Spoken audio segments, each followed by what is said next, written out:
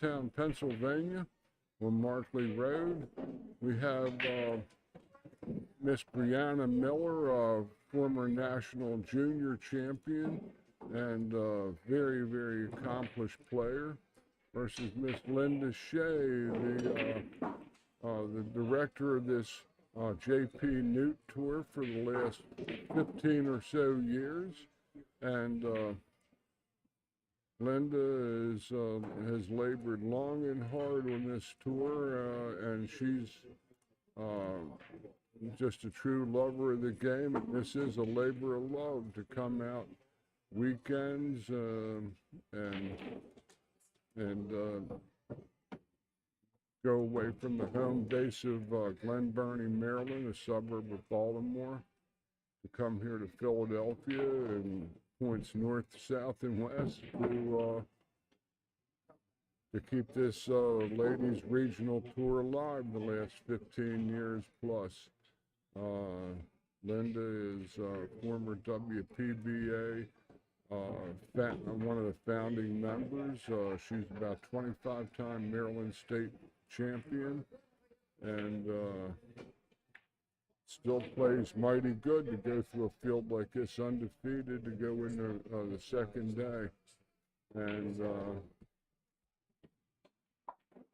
all we can say is it figures to be a pretty good match. And Brianna at the table. The game is 9-ball. This is a race to 7. And cue ball fouls only are being played in this event. The 9-ball does not count when the break in the lower 2 corner pockets where the cue ball is now, but in the 2 sides and the 2 upper corners, it's good. And for any of you listening today, this is just that was a good shot to hold that ball there on the 7 and the 8. This should be pretty routine.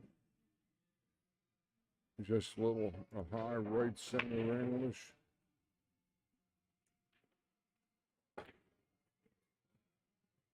That's a strange selection. Thought she was just going to inside the ball and come straight out across and take a little shorter shot. But here's a stroke tester right off the bat.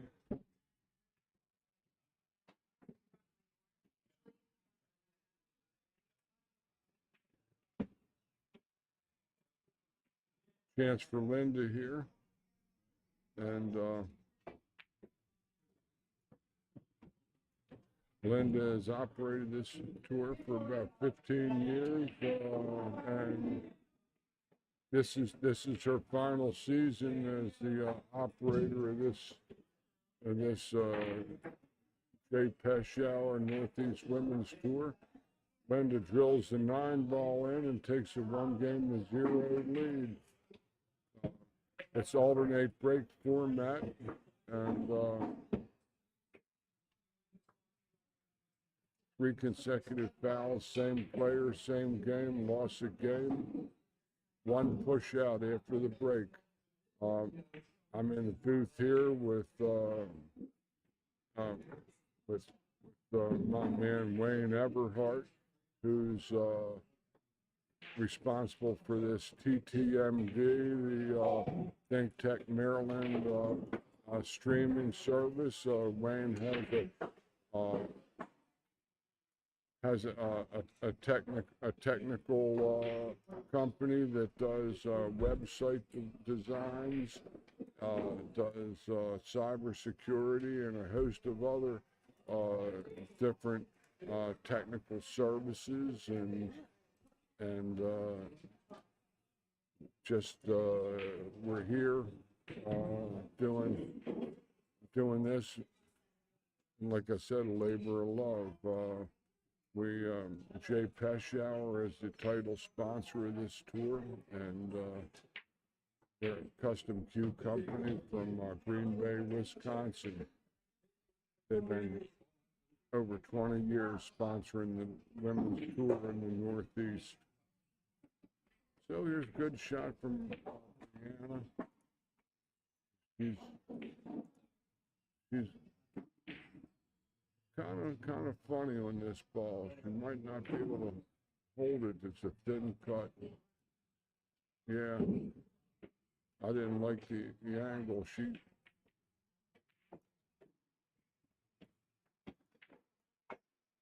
If she would have cut that ball in, she'd have bounced off the 3, and Linda might have the one real kick at this ball, either cross table or down the long rail.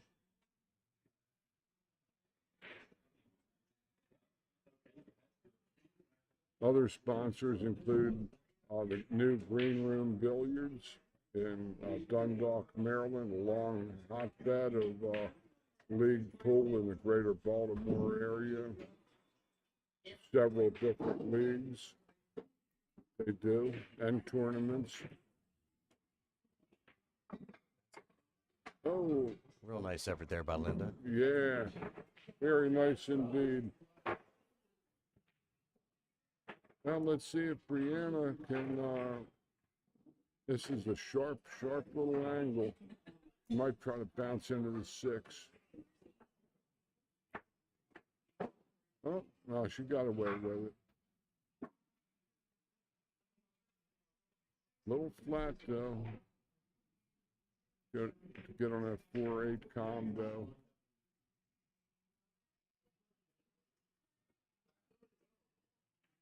We also want to thank Miss Gina Cunningham of Keller Williams Integrity Real Estate, their continuing support of the pool through this Mid-Atlantic region. Gina competed in this event yesterday and won a match or 2, and I got a chance to see her play, and that lady can play some, you know, and it was good that she got out to play.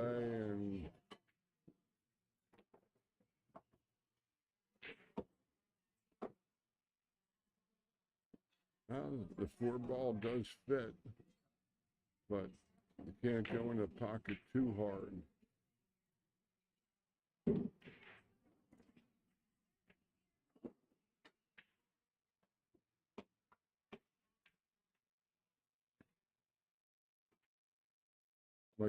Might be a safe play here. No.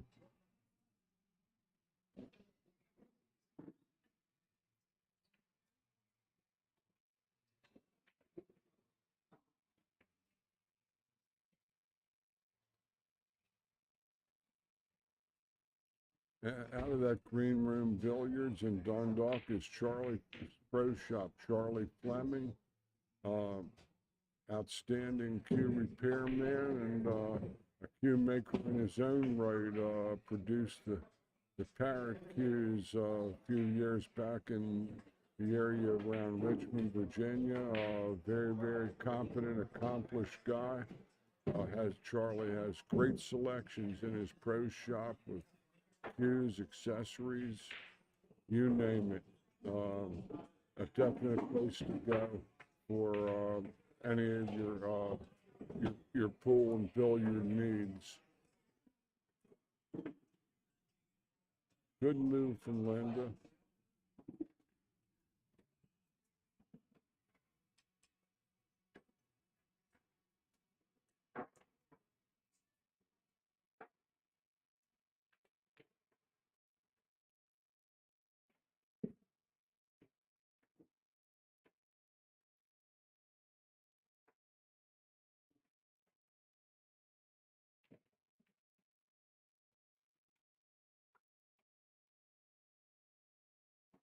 Brianna won our first tournament of the 2022 season at the Triple Nines Billiards in Elkridge, Maryland last month, and went undefeated in this event, and she's undefeated again, so she's got a perfect match record in 2022 to this point in time. That's a good shot.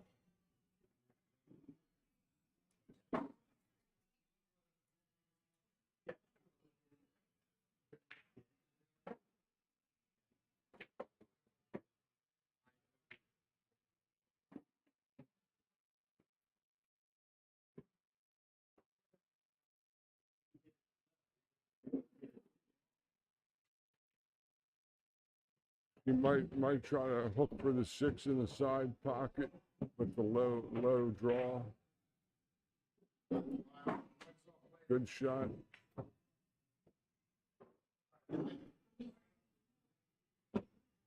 How's that?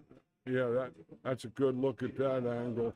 Wayne, we have the 2 nice camera angles to see a lot of these shots. Okay, here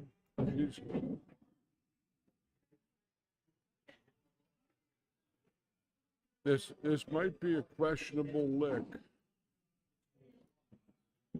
because she has to get right to the edge of that ball. And to your league players or aspiring tournament players, whenever you have a situation you're not sure of with a hit, always get a neutral third party to call the hit.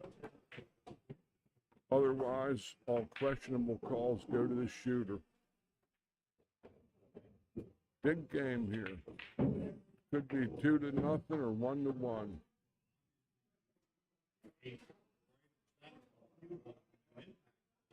I don't think the ball plays myself.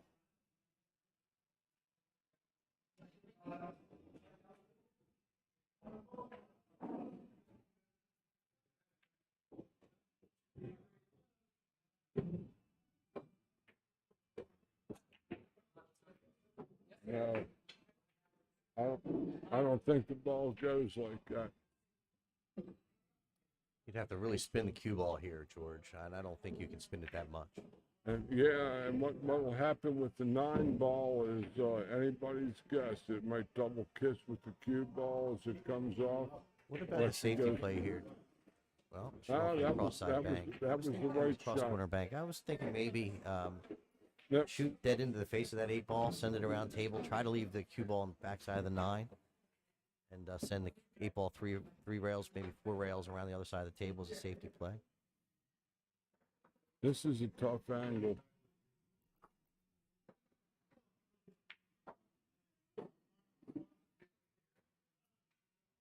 Trying to get this up.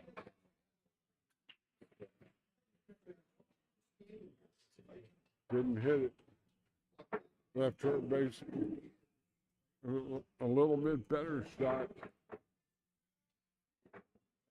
This is center middle edge. This is between a half and a quarter ball type of a shot.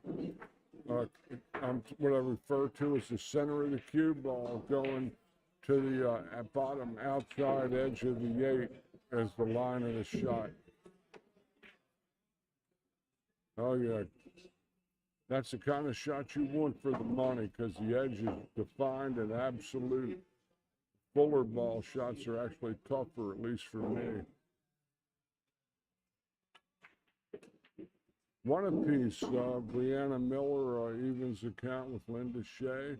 This is the hot seat match, folks, and the winner of this match goes to the finals and awaits the result of Kia Burwell, who's waiting on the 1-loss side versus one of these 2 ladies to play for 2nd and 3rd place.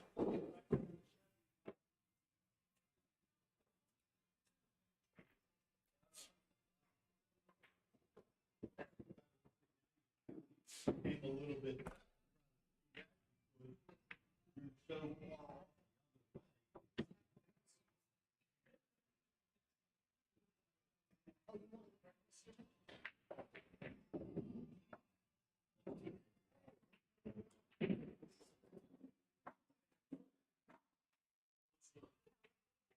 Real strong break shot from Linda.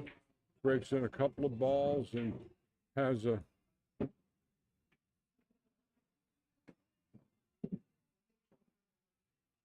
reasonable shot at the 1 ball. Not easy, but if she makes it, it might carry some position.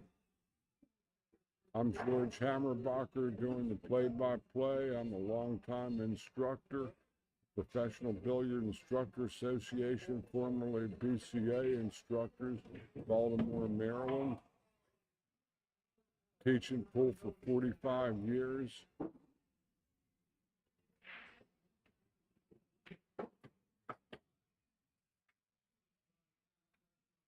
Oh, did she leave a keyhole? It's hard to say. I don't think so.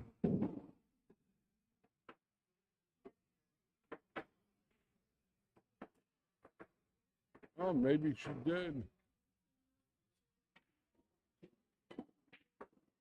Oh, yeah.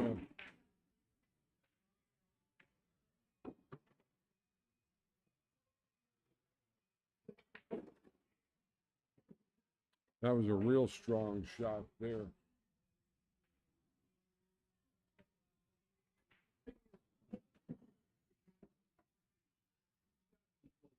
This was a bit of a tester. She went a little past her mark. She's going to need a ton of left-hand high ball, and coming off the rail, she's going to have to get through the 9 ball. Lots of left to turn this ball, or just try to hold it for a big putt.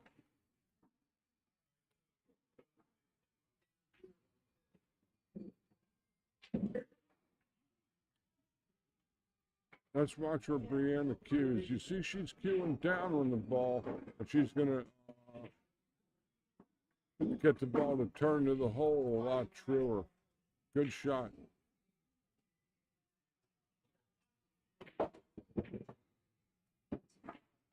She's getting her line of sight here.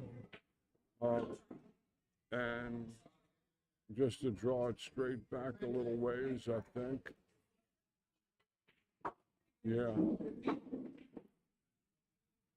This is another half ball shot, center bottom edge.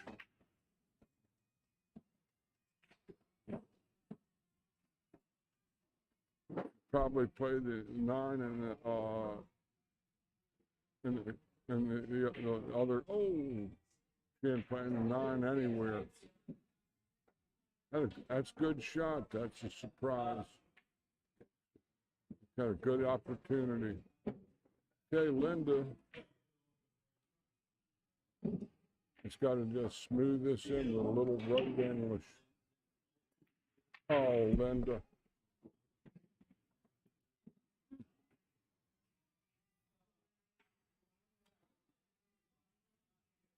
They kind of butchered this ball.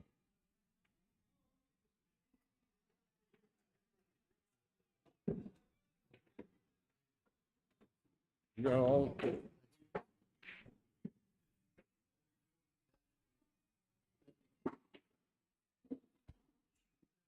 Not the best there.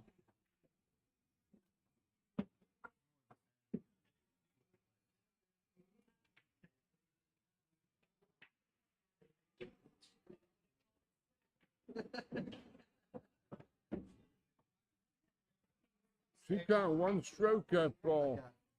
Yeah, it is a bit barbaric to be playing at 9:30 a.m., but hey, it's pool. You gotta be able to play anytime, any place.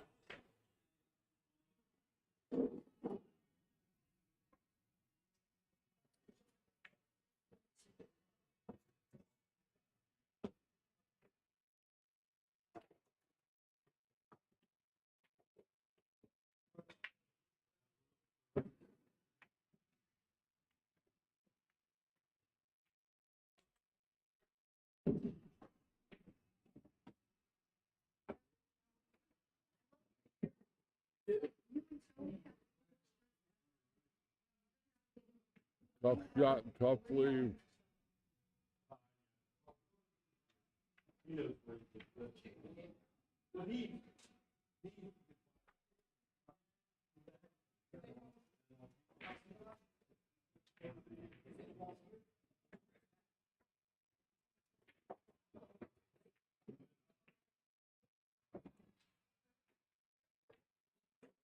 Good shot.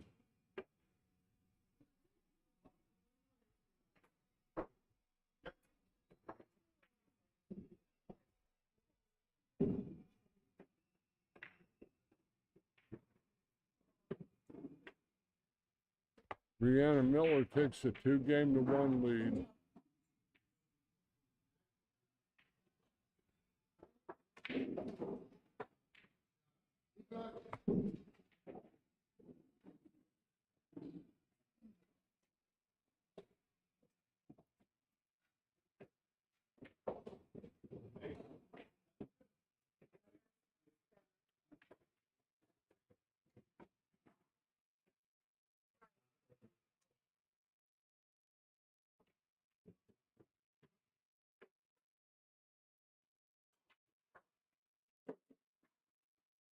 Real strong break shot there.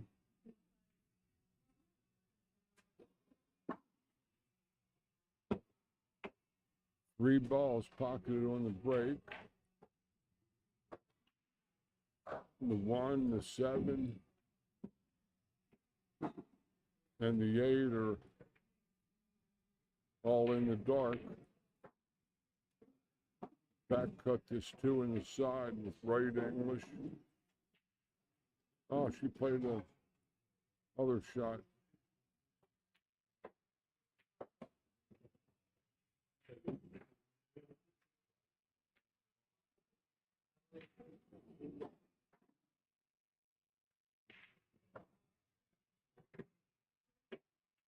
I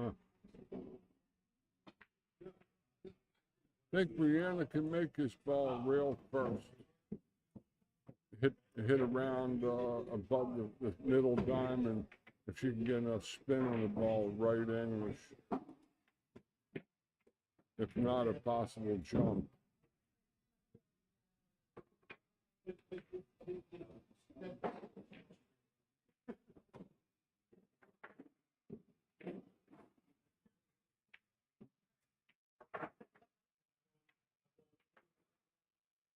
I quite honestly don't know how Linda can do all that she does here. She's hooks up the sponsors, does the rooms, the venues, runs the tournament, and even plays in it, which is, I ran my share of tournaments in my career.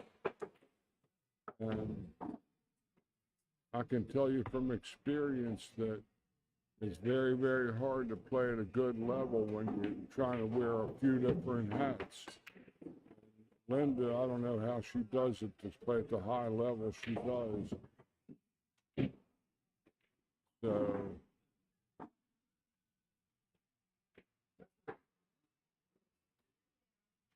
might get a roll behind the 4, yeah.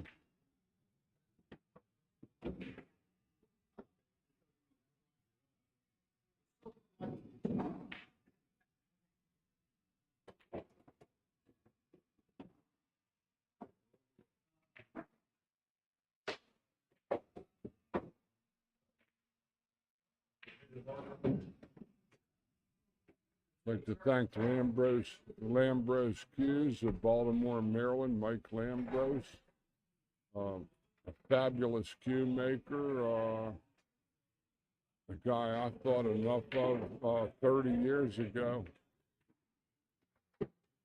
But she's in the drink.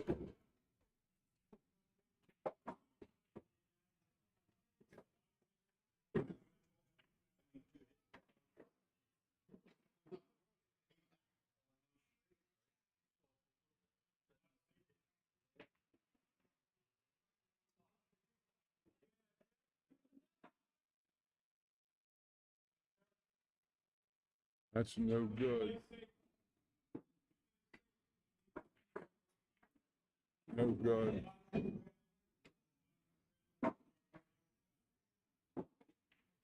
She might get away with a shot. I'm not sure.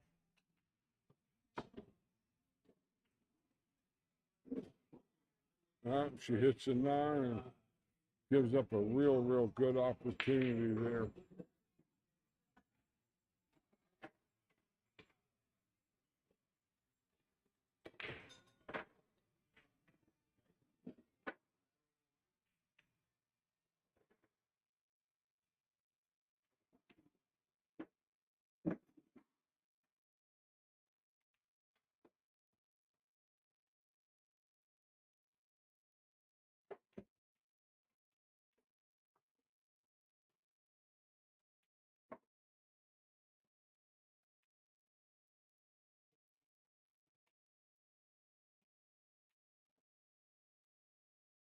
Here, I would have just played the cut pocket, come off the rail, and been a lot closer to the 9 ball. But it's a personal preference. Didn't matter. Brianna filled it in. Takes a 3-1 lead.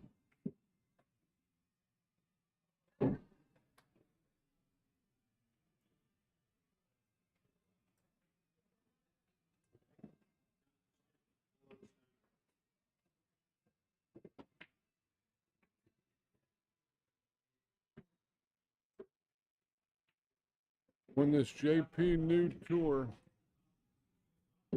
all the money is that the players put in comes back, and they always pay 1/3 of the field. In other words, a third of the field gets in the money. We had 23 players, 22 players, and 6 players got into the money. The 3 include the 3 surviving: Linda Shea, Brianna Miller, and Kia Burwell, still contesting this title, as well as people that lost yesterday going backwards.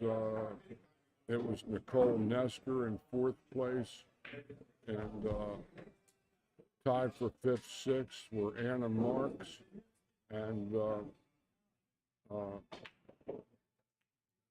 Alyssa Solt from New Jersey. Both those ladies are friends of each other. They tied for 5th, 6th last night.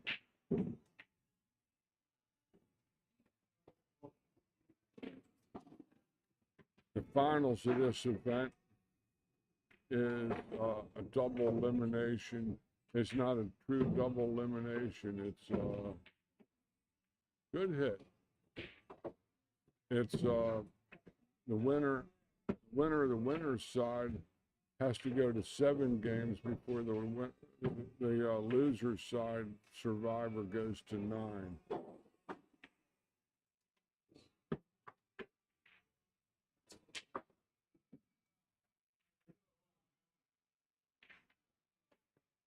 Linda has a shot.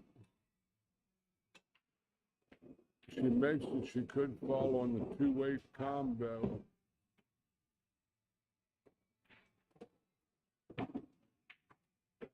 Oh, good effort.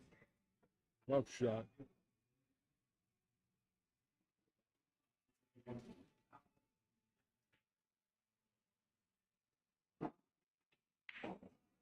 This is a safety for sure. Oh, it bounces back. Yeah, she grabs her head in disbelief, and Linda's had shots.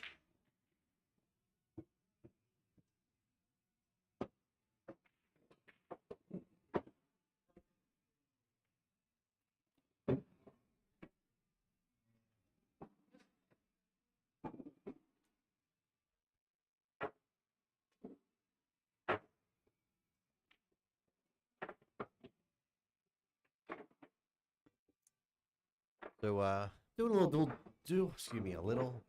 dual duty, taking some photographs, also helping with the technical side of the stream. Now George holds down the fort with the commentating. So if you see a little lapse of the angle's not switching and whatnot, it's just because I'm away from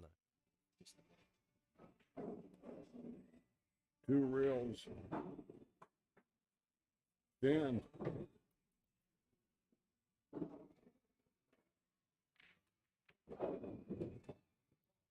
So ball in hand given, Linda Shea to the table.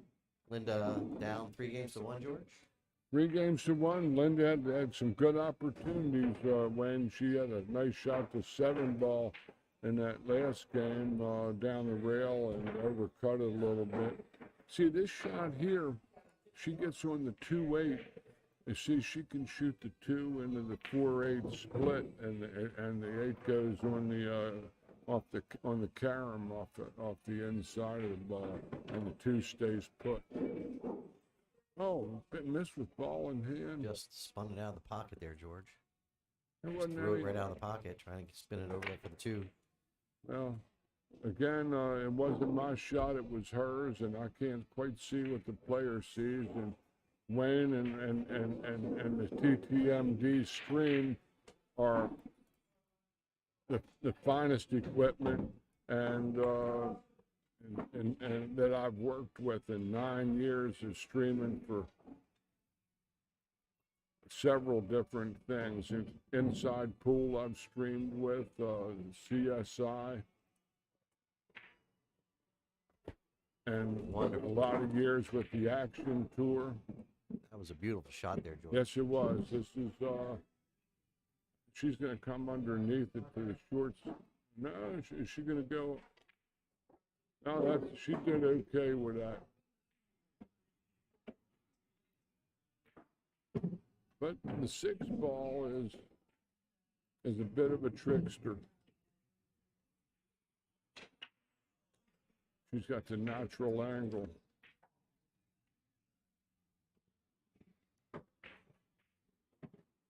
Nice.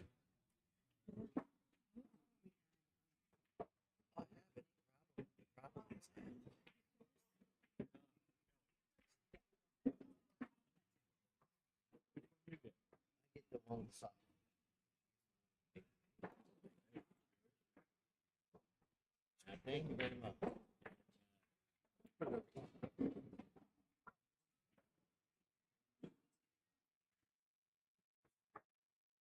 This one, that's a tough pocket. Ball's jarred out of that pocket a lot.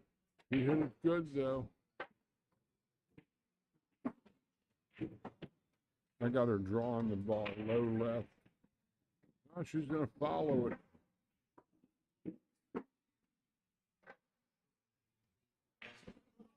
She got a little lucky there, but she's gonna have to stretch with the bridge. Not the easiest. I'd hit a little higher than that. Yep. Let's see Linda get back in this game here. Got a good opportunity here, 8-9, down 3 games to 1.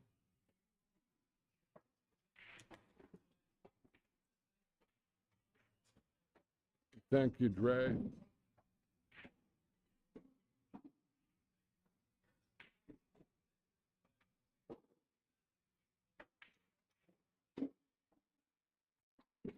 This is center bottom edge. This is a routine half ball type shot. Nice hit from Linda.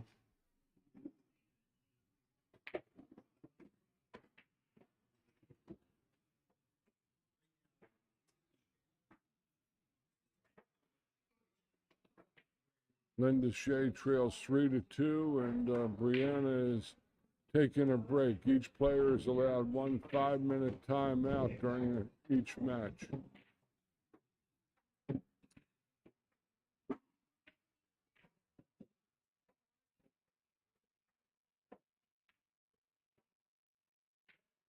We had a long night yesterday. We didn't get out of here until nearly midnight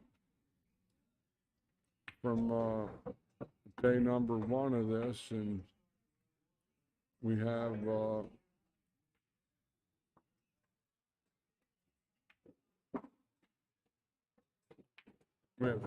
three rounds today. This round and 2 more.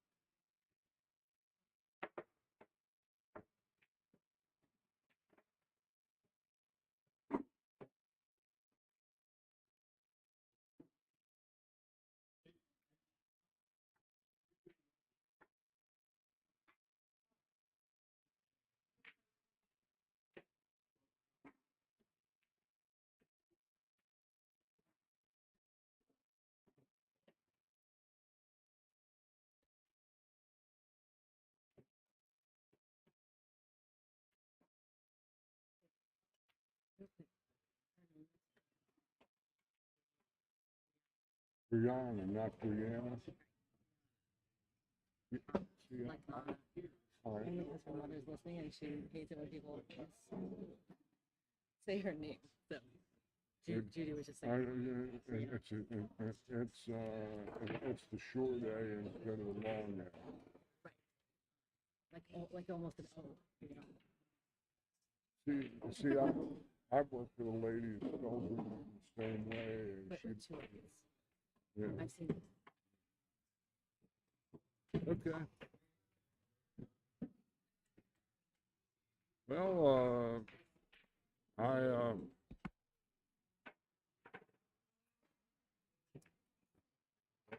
Brianna, yeah. Wait. Brianna, kind of, last two games were mutual giveaways here. They both missed key shots in the rack, and now Brianna takes is down as it went 3-2. This is the JPNEWT, the Northeast Women's Tour, sponsored by Pechauer Custom Cues out of Green Bay, Wisconsin.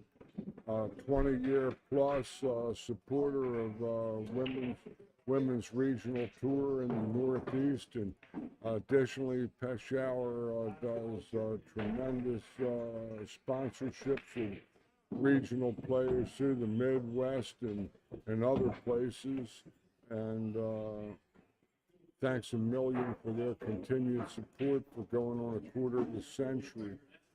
And the stream is being, that was headed, oh, she parks her pelota. She just leave a nice long straight in shot here with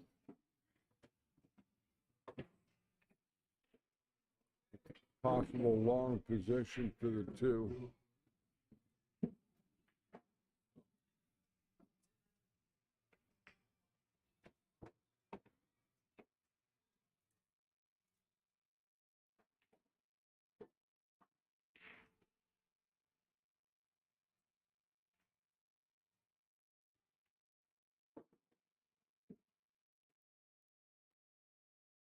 I know Brianna looked like she played that safe all the way, as there wasn't any way that she was going to miss that ball that roughly.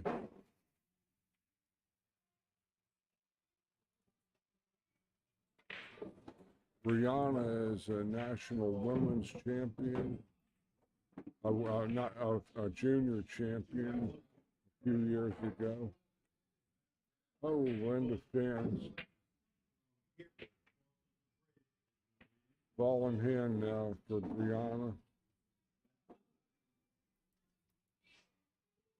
But the 3 and 5 are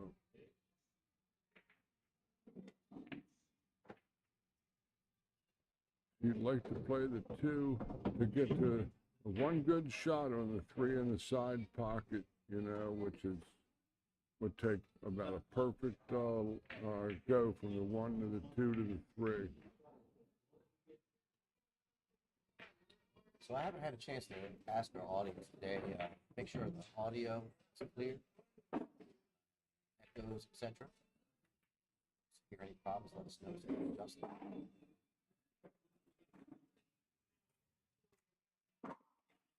She's a little straight on this ball. Might have to play and twirl the pearl with the high left ball. Actually, not super high, like 2 o'clock, 3 o'clock, about 2 o'clock, and try to catch the long rail short around the first time and spin over to the 3 on the side. Or settle for the bank.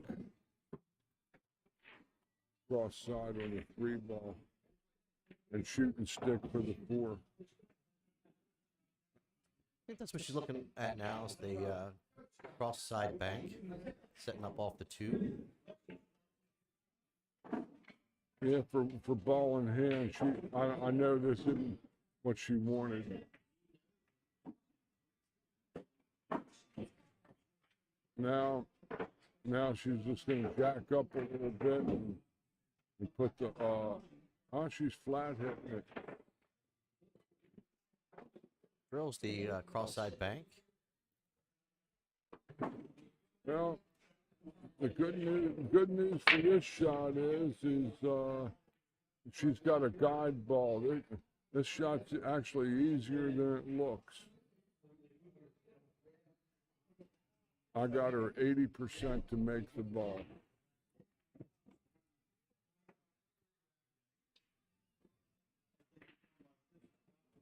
Oh, but Shape, on the other hand, came off the front of the 8. Free rail kick.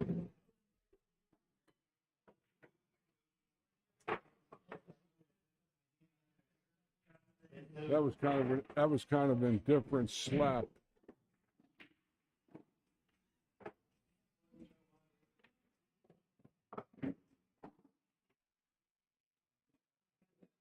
You might put the ball more on the bottom rail, closer to the ball, and try to, oh, look at that, huh?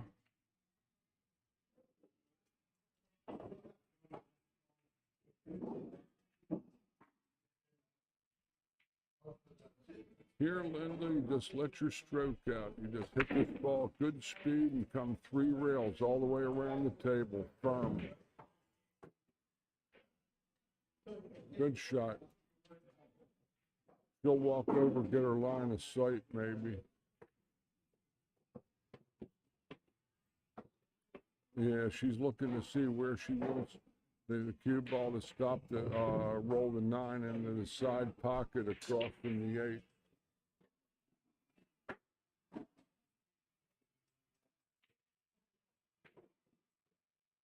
Used every bit of the pocket. Well, she hit that ball not quite the way she wanted, but she's still at the table. This is the shot I tell my students, Wayne. Short backstroke, long follow through, all the way to the ball. Just like that. All right, folks, if you're just joining us, my name is Wayne Everhart. I'm ThinkTechMD. Today at Markley Billiards. Markley Billiards, Norristown, Pennsylvania. Traffic here in just a second. There you are. Noticed in the other camera angle we're missing it. This is the second day of the JPNEWT. This is what the fourth place match? This is the hot seat match. The winner of this goes to the finals, guaranteed second, and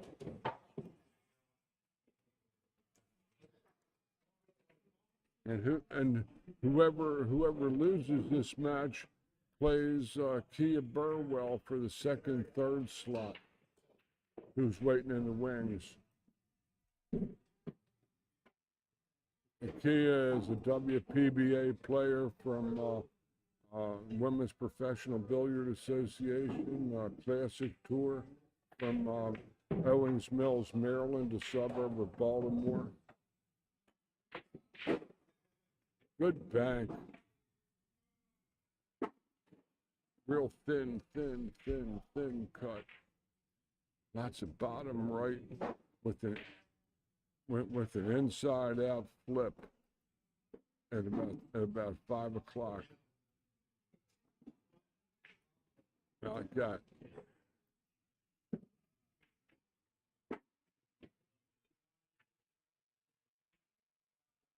I think the 3 should pass the 7.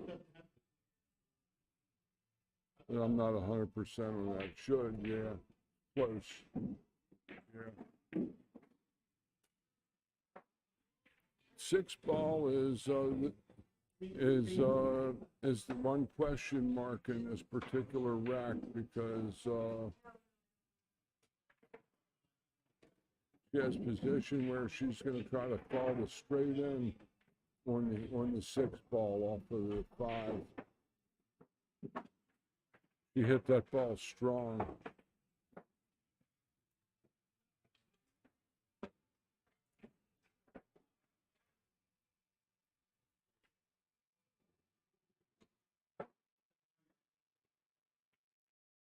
Brianna has a,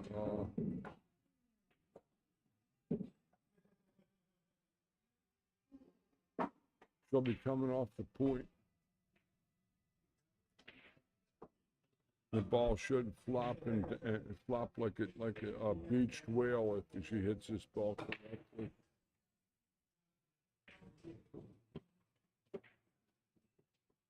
Oh.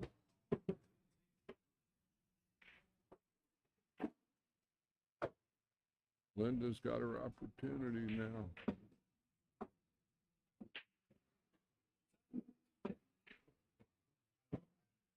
Just make sure you get past the 7, Linda. Pin the ball on the outside of it. That's short. No good.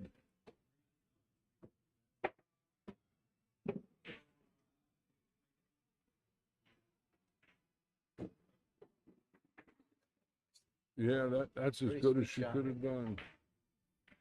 Now left-hand ball, high left and sweep it a little bit. Oh, right, she got the rolls. That 8 ball looked like a ping pong ball in a tornado going into that pocket. Oh, Linda. It's like 4 games to 3, Brianna.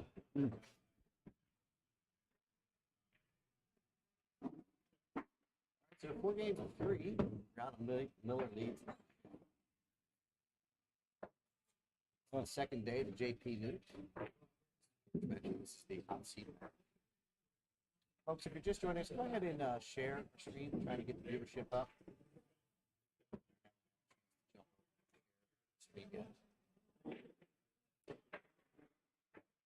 We'll go ahead and put the channel link in the stream. So.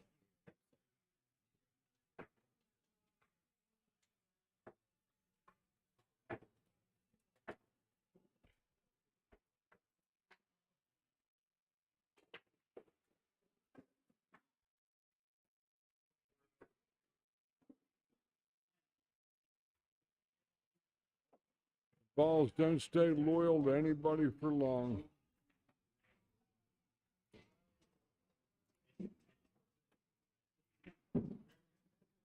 Both these ladies are undefeated going into the second day of play. And oh, it didn't even make it with the double kiss.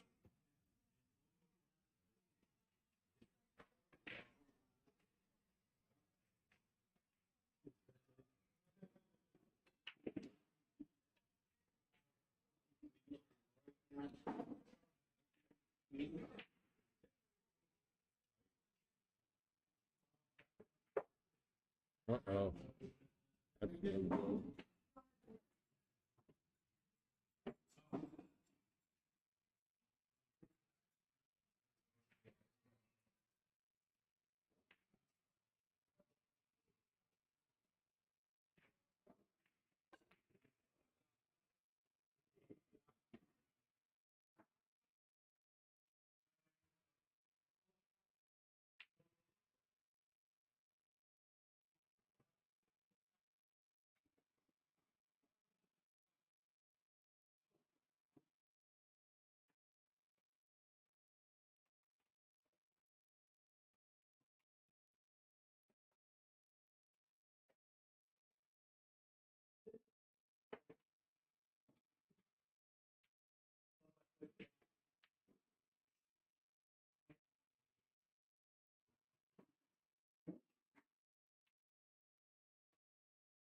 That was a very strong shot.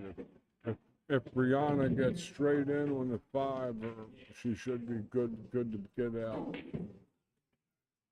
That's good on that side of the ball.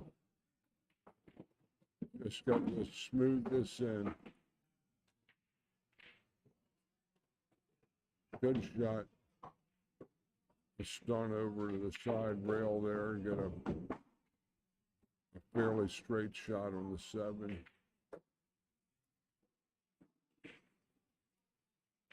player's choice here. Two rails just back and forth, or a Z shot, punch and come back.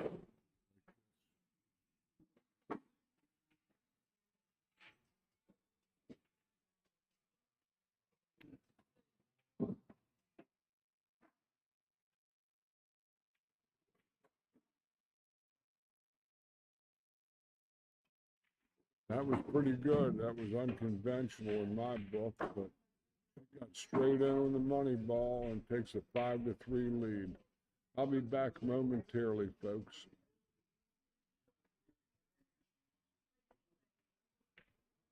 Wayne, I'll leave the helm up to you.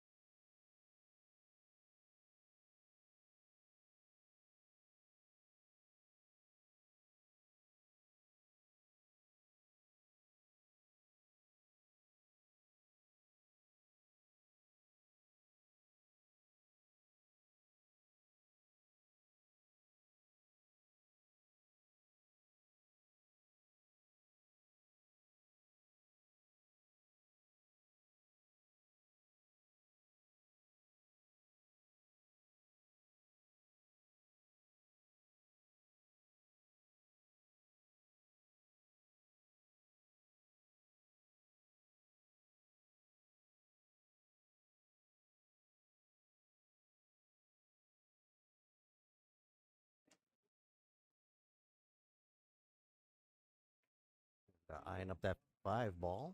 6 ball down the opposite side of the table. Not ideal position here on the rail to try to get back for the 6.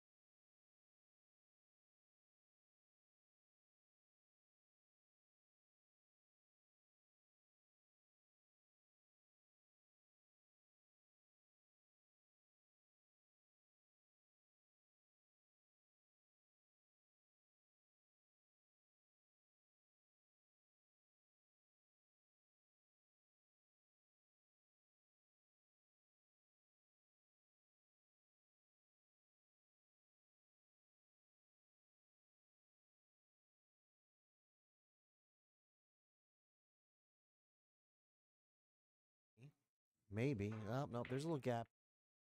Ball will go by the 6.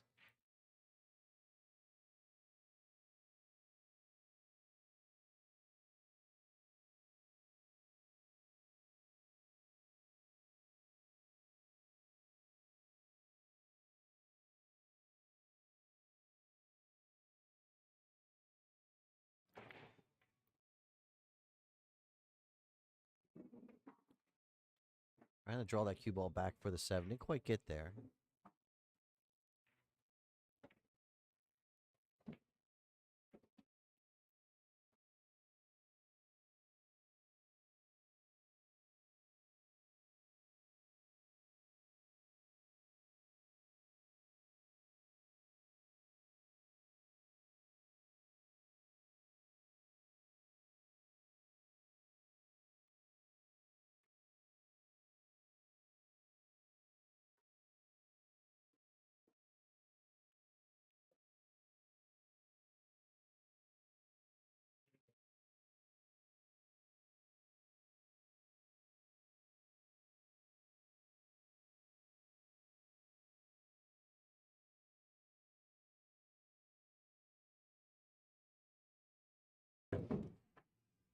Linda makes a good shot on the 8. And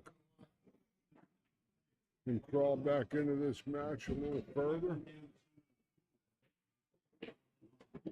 5 games to 4. Now Brianna Miller has a 1-game lead over Miss Linda Shea.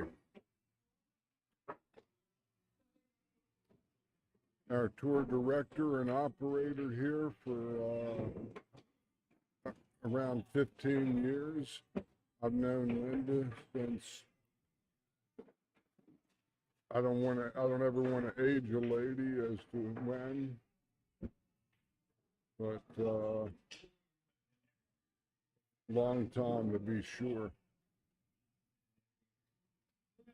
Linda is around a 25-time Maryland state champion.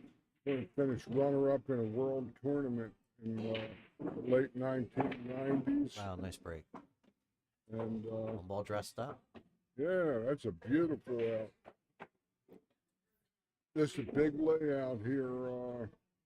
This is the huge game in a set like this.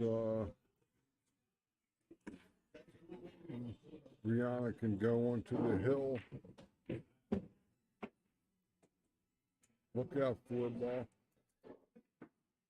Jacked up.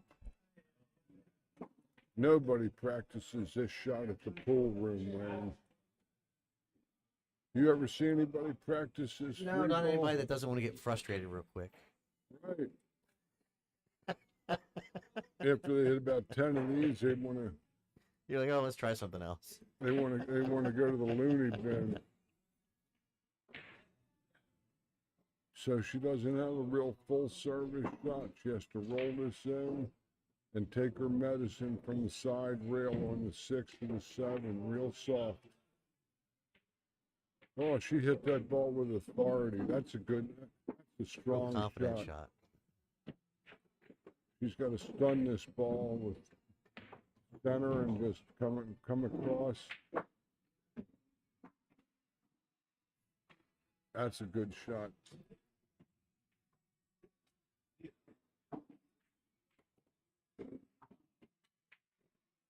Oh no. Looks like Linda can make this ball.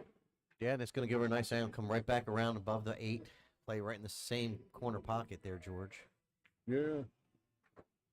The trick is when this ball is to make sure you hit it smoothly and hit it low enough, because the higher you hit it, the farther away it goes.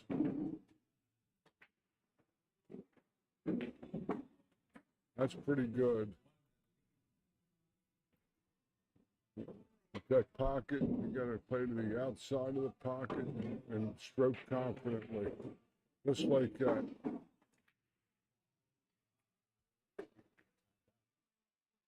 Big shot here.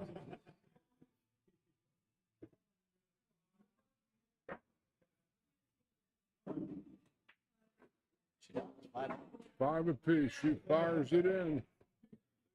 And now we got a race to 2 to see who reaches the finals.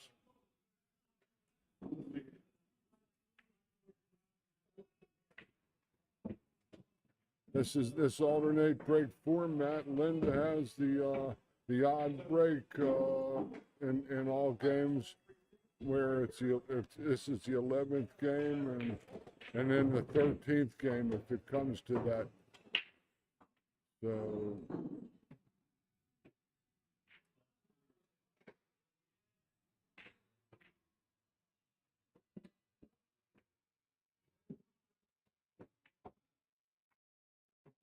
but Linda is about single-handedly kept this tour alive for the last 15 years. She's had some nice help from various people, but this is her last go around, and as tour director, and she's going to retire from that at the end of this season and continue as an active player, I'm sure. With this tour, all entry fees are always returned to the players, and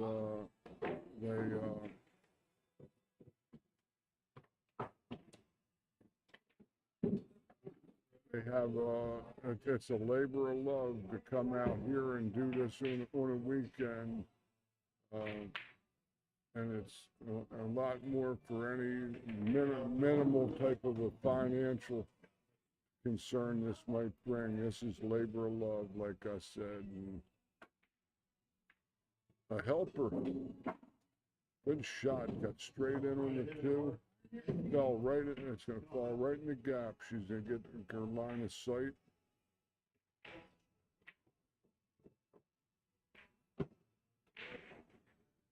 She might draw it back a hair. She's settled for it. Can she see it? Man. She can see it. She's going to play high right and might get a piece of the. Oh, good call, Wayne. I thought for sure she could. She even took a look at the ball and did that. That's surprising. That's pool, folks. Brianna, all in hand. Brianna has a pretty nice opportunity. Folks, we are monitoring the chat, so if there's anything you want to participate.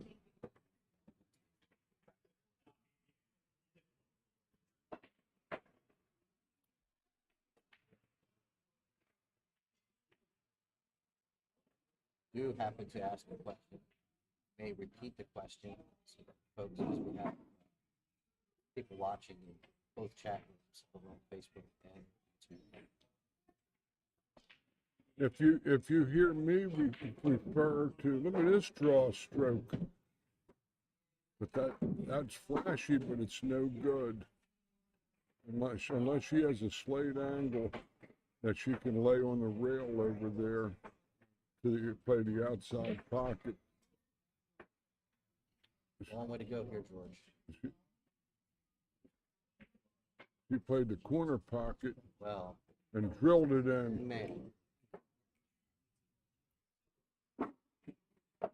That was a money shot there, but it was a good safety if she missed Yeah, it. that was a good two-way, exactly. She was putting herself in position to bring the cue ball underneath the 8 and the 9, so if she did miss, she was going to have some blockers there. It's a pretty heady shot. Play the So 9. Brianna looking to go on the hill here. Yeah.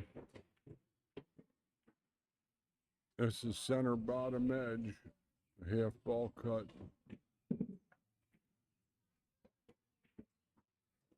Dead in the heart. 6 games to 5 for Brianna Miller, and So let's talk about the JPNEWT. What do you think?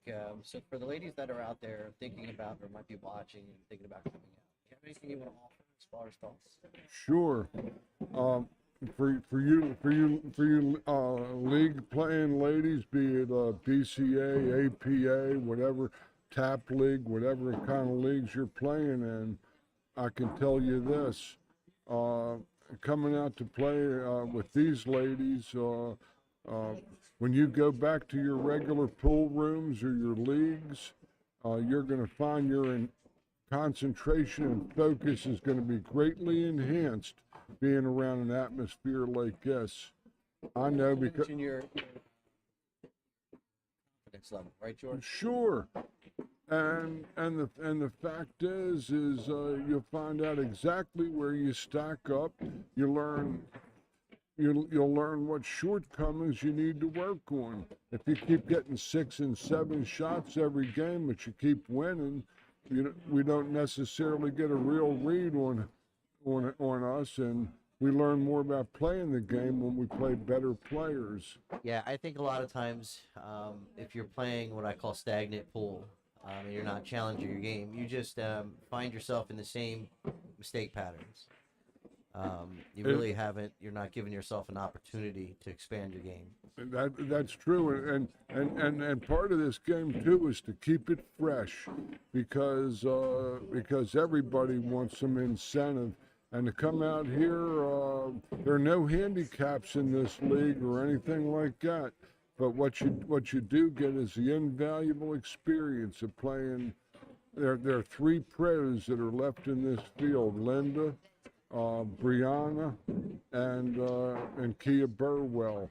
And we had some good field here this week. A lot of right English. Just nicked Good it. touch on the 2 ball.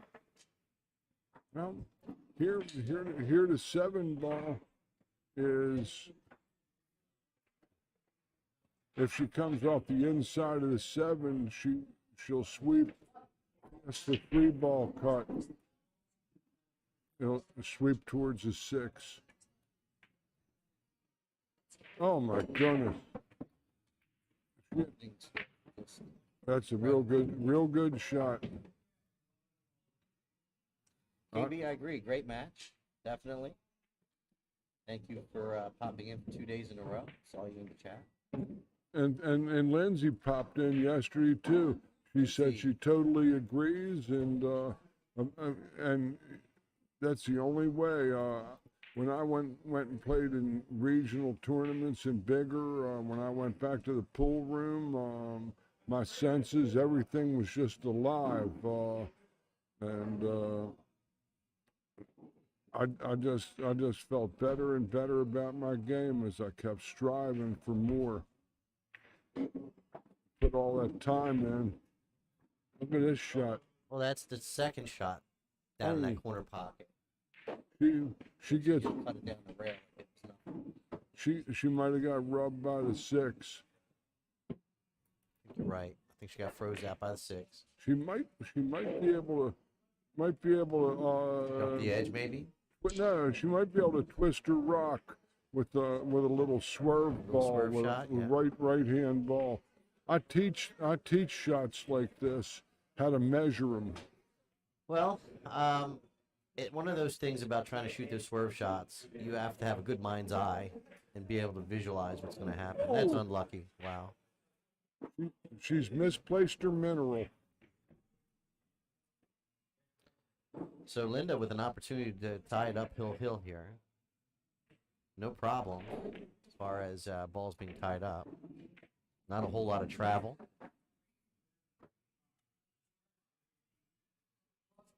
But the 6 ball is kind of weird.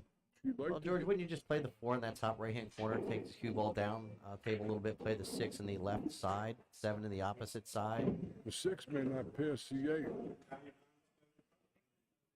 I don't know. It's hard. I would go the other way with this 4 ball. I would play the 4 ball in the other. Could you in the spin top the right other corner. angle for a second? I could maybe see the 6-8, the other camera. Yeah, sure. Oh, that's close. You see. Yeah, but see, if you play the You say the 6 ball doesn't go by the 8 minutes? It might not. Maybe you're right. She wouldn't be taking that long I think over you're it. right.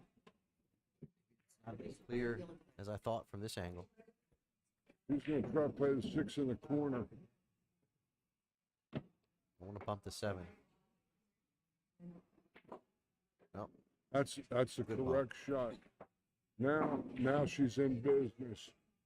But she's got to roll this ball and she can't draw it or stun it now. It's got a little angle. She'll go first time in cross table, but she has to roll the ball. We're going to talk about rolling the ball here after this shot. We kind of yesterday, but I want to have you describe the cue ball and not give me too much eyeball. Oh The no. drawbacks. Oh no. Oh no. Oh, that looks like curtains.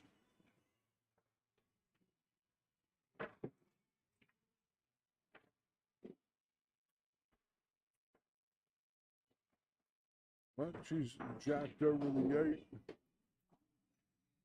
It's a good angle. Nice touch there by Brianna.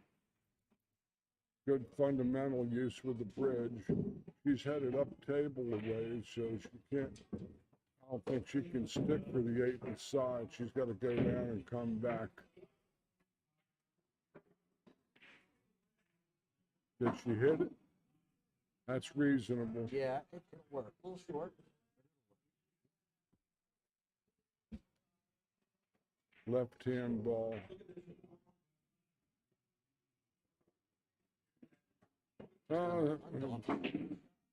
She got there.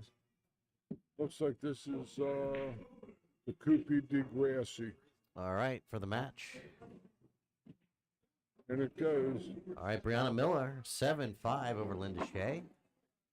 That's a Nazi match. match. Linda might have lost that match more than and Brianna won it. That was but still the results are the results, and Brianna gets the job done. And I find that early morning pool is where you see some of the pool players make some uncharacteristic mistakes.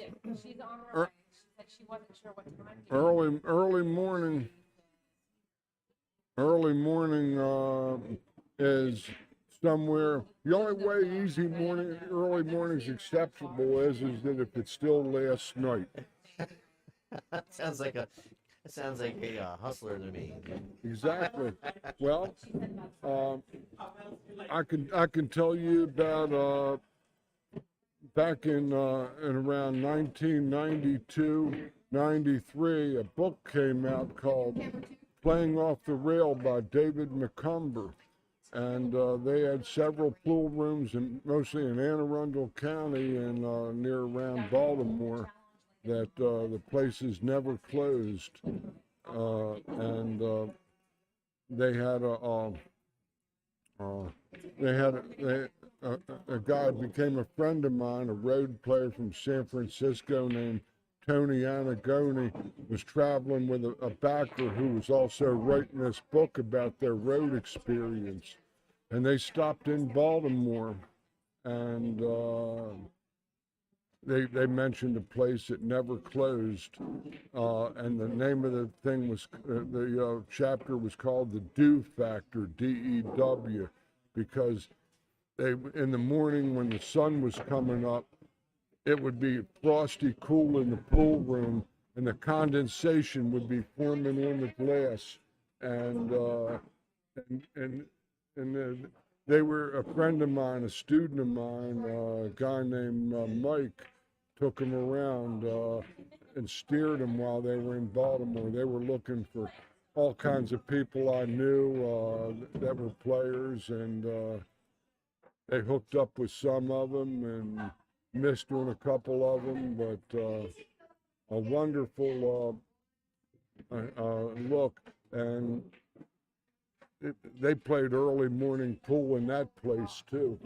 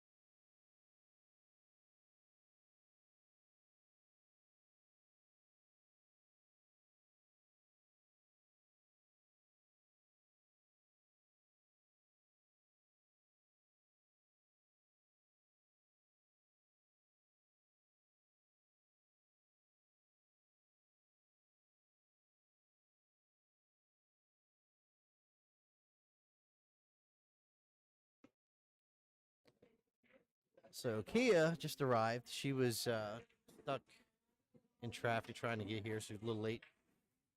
And so we're just holding out for her.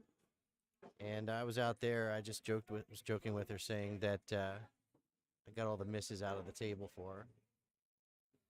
Man, that table's tough. Or just maybe I just haven't had enough balls. I don't know. But I could not seem to figure it out. Had no draw. I couldn't draw it. And pockets are brutal. So I don't know. We'll see how these ladies play. I know Kia, she'll be warmed up here in short order. Again, if you're just joining us, my name is Wayne Everhart. Alyssa, thank you for joining us, and good morning to you. KB, you were asking about the next JPNEWT event. If you're still in the chat, you're still hanging out, go to JPNEWT.com. And from there, you can see our tournament schedule. Rather than just listing the schedule, I would prefer folks to just go check out our website.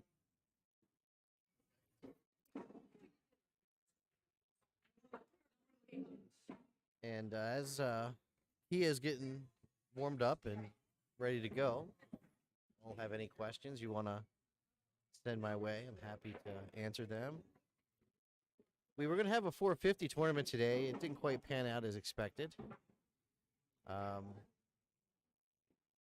Frankly, to be honest, we didn't really promote it like we did the last 450 event. And that's primarily just life happening. And I've been busy in the in my professional life, taking care of some business, and so it had me a little waylaid for a little while. But I think what we'll do is try to get all those 450 tournaments posted, cemented, so the folks know that they're there and they're available.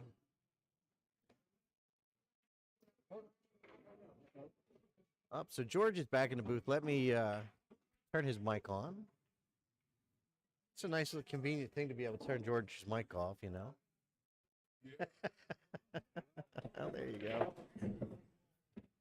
Sometimes I carry on without a comma. How you doing, Alyssa? Alyssa Salt finished 5th, 6th in our event, and she perished at the tail end of Saturday, maybe in the wee hours of Sunday. I can't remember, but it's good to see that she's still got a pulse. Good morning indeed, Alyssa, and for all of you. All you cyber sweaters, we're back here at the Markley Billiard Room in Norristown, PA, about 25 miles west of Philadelphia, and we're in the finals of the one-loss side bracket, featuring Miss Kia Burwell and Miss Linda Shea. No strangers to each other. These ladies have hooked up many times in competition. Kia on the break, pockets a couple of balls and leaves Linda a ball in hand with a tricky shot on the 2 to start, but after that it's a pretty good opportunity for Linda to jump out on top. This is the J. Pechauer Northeast Women's Tour, stop number 2, and my name is George Hammerbacher. I'll be doing play-by-play in the booth here, along with Mr. Wayne Everhart of the TTMD. ThinkTech Maryland MD streaming service, and Wayne on TTMD also do website designs, cybersecurity, and a variety of different needs for technical services and networks and the like. Yeah, that's right. You can check me out at ThinkTechMD.com. That's it. That's ThinkTechMD.com. Thank you very much for that, George. Sure. because these are just marvelous, marvelous equipment that Wayne has here. I've been doing commentaries in the booth for 9 years, and this is about the very, very best equipment I've ever had the pleasure to work on in this great sport. And I'm, like I said, just happy to be doing it. And, okay. See, this 7-ball is sort of a fly in the ointment here. And she's got a pretty big angle.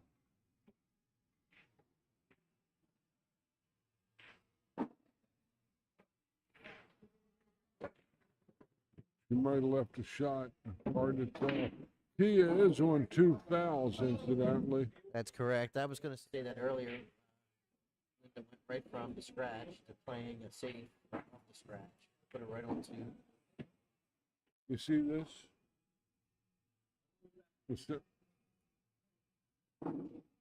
Kevin, have a problem with my voice? Which both of us? Anybody else confirm that we're having problems with our audio?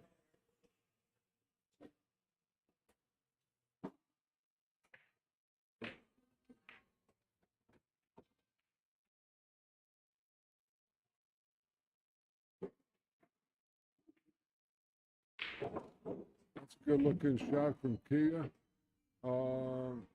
With George's mic is picking me up too.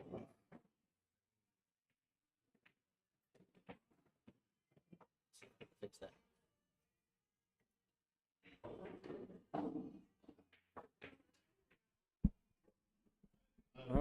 That's tricky. Got to stretch for this ball. Put the extender on that cudgel. But now you can stretch out the boot thread.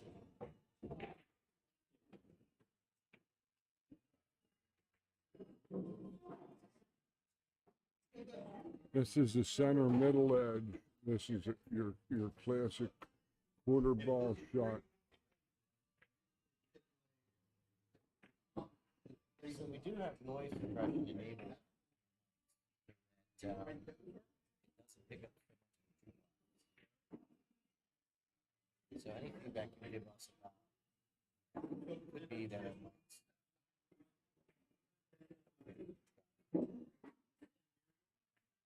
Kia Burwell takes a 1-0 lead. This is a race to 7, alternate breaks. One push after the break. When the break shot, the 9-ball only counts in the 2 side pockets and the 2 upper corners on the JPNEWT Tour. And the JPNEWT Tour is short for J. Pechauer Custom Cues Northeast Women's Tour. J. Pechauer has been sponsoring this tour for over 20 years, and is a great just contributor to the well-being of this great sport in the Northeast with the ladies tour action. Additionally, he also sponsors players in the Midwest where he's based, regional players, and good people, good cues, and What's that?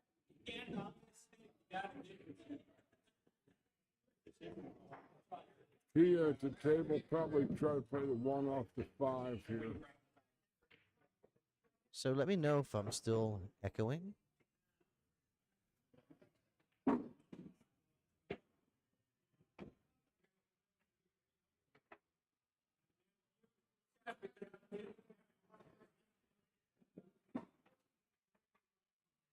Here, the way the 6 is sitting, it's in danger of going down. The 3 is danger of going down with it.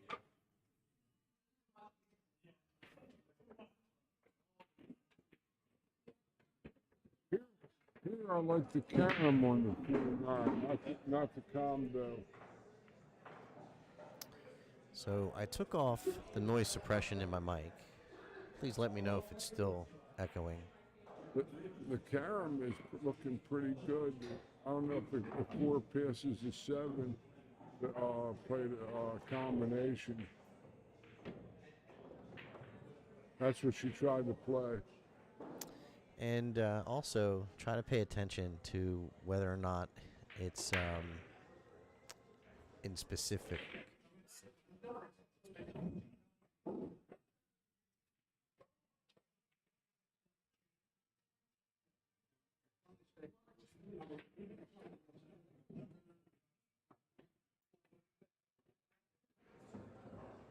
That's a shot where Linda hit the right. ball high. And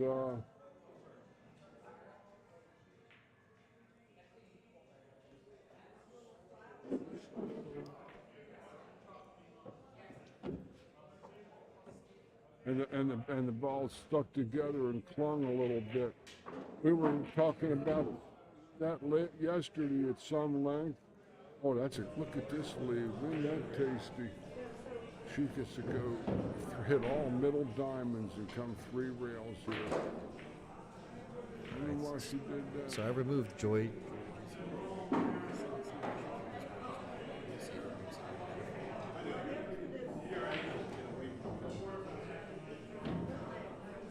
Well, the key is kind of button hook. I thought she was going to go forward and come 3 rails to the 7.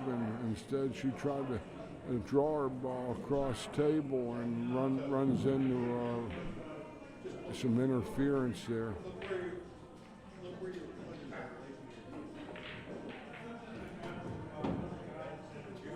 Good shot, but she sold out. Thank you all for the feedback. I really do appreciate it.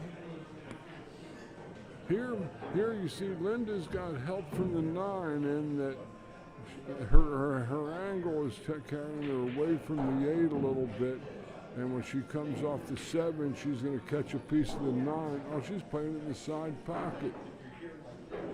And plays the 9 in the side. Oh, but it's the cue ball going in the corner. Let's go stand. Well, that's a little short. 2 games, 1-1. Linda Shea and Kia Burwell. These 2 have hooked up more than Frankenstein and the Wolfman. They played many, many times that I've witnessed on the stream last year, a year before. They play plenty, sometimes early in the tournament, but usually mostly late in the tournament. They're 2 quality players, 2 quality people. And Kia is sponsored on tour by McDermott's.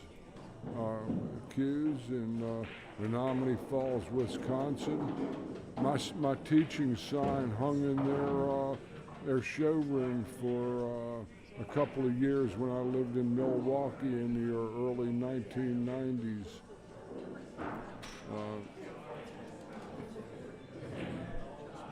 So, folks, thank you, as always, for any feedback we get. If you ever notice we're having problems with our audio or video, it's important for us to know about it. So thank you in advance. Kevin, Good break to shot. see you.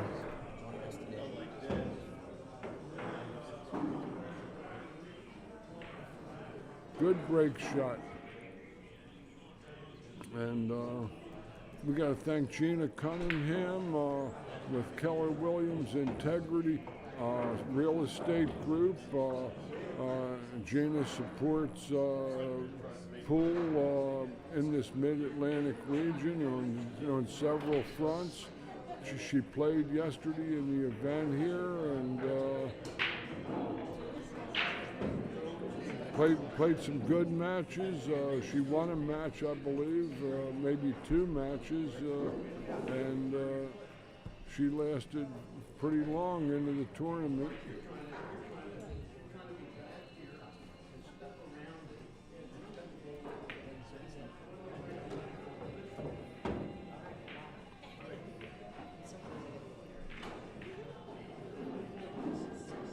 We'd like to thank the new green room, Dundalk, Maryland, a total hotbed of league activity and tournaments and qualifiers for Las Vegas and places. Got to go through there in Maryland to make it to Las Vegas. Yeah. Nice hit from Kia.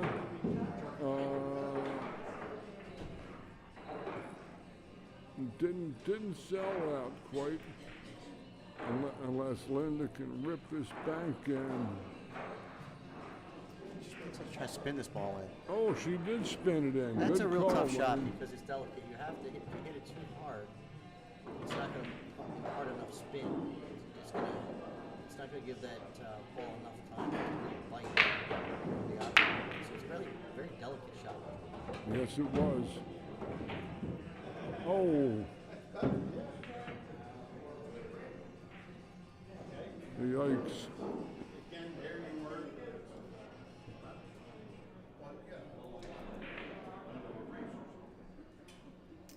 Key it to the table.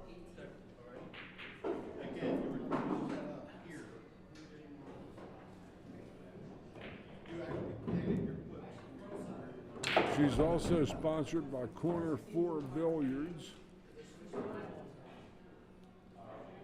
Kia additionally is a PBIA certified instructor. And nobody I ever saw worked any harder on her game than Kia Burwell. That's what I was going to say as well. You'll often see Kia out working, not just banging balls, practicing purpose.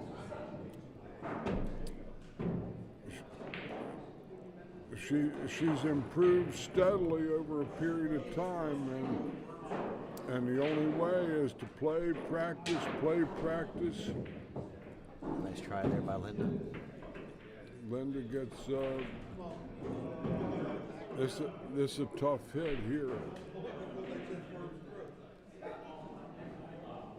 The two railer or the jump. Looks like we're going to check wind currents over the orange ball there. Yeah, it looks like Kia's going for the jumper. When the jump shot, Kia being a left-handed player,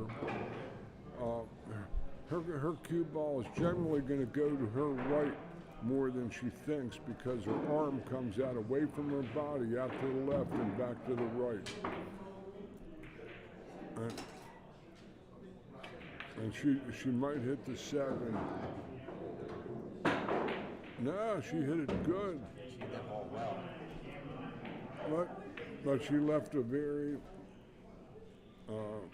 attractive scoring opportunity for Linda because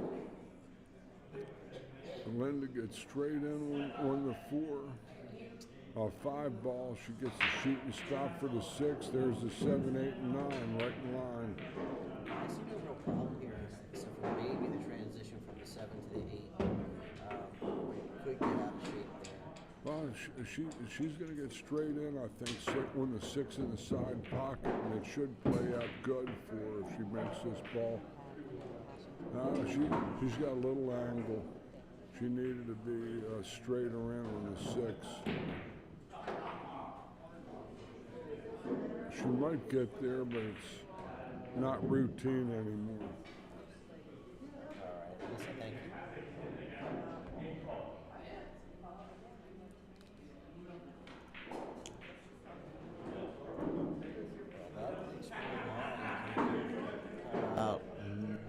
That's a good shot, but she's going to have to roll the ball to the 8 in the same pocket.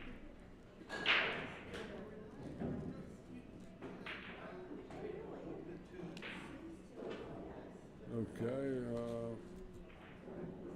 this is a fast angle. She's got to be standing on one leg to shoot it or use the bridge. Linda's generally pretty good with the bridge. Yeah, that would have been because I had the wrong input selected for my mic in the software. So you were hearing me through George's mic, which is definitely not ideal. No. Yeah. That was the proverbial ping pong ball in a tornado, the 8-ball. Its last move, it got sucked into the vortex.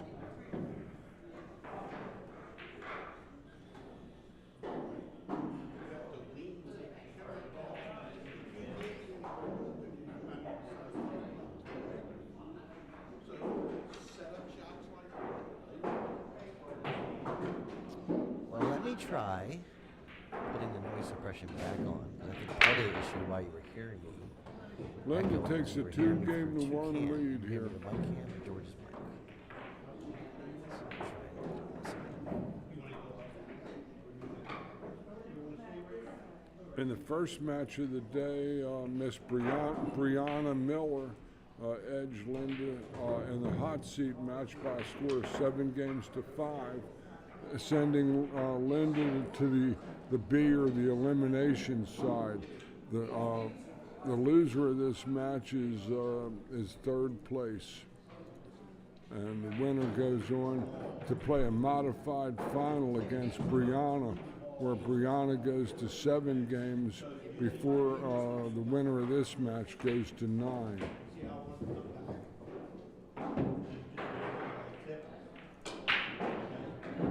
Nice break. Got to hurry a little bit to one. Actually, that's okay. She isn't really bothered by that. By that 8-ball that she's jacked up over.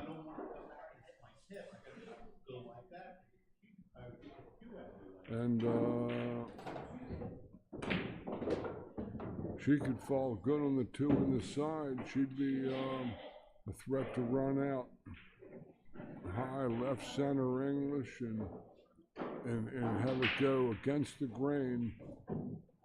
Grab off the long rail and fall on the 2 in the side pocket. High left. The ball deflected on her a little bit.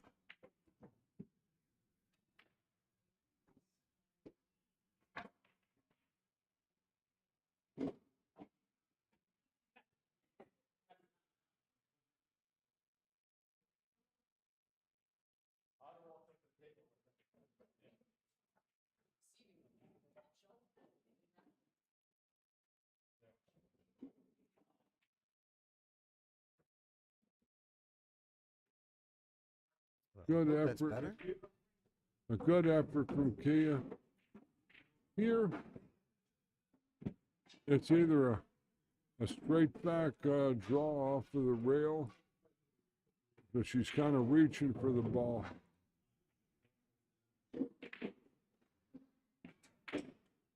No. So Alyssa, if it's any better or any worse, let me know. This is good. You see, if she can play the 2 at the point, she'll make it off the 6 and stay for the 3.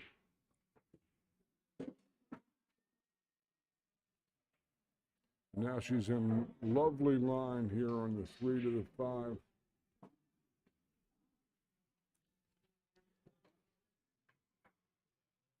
Here she's just got to come in a little short.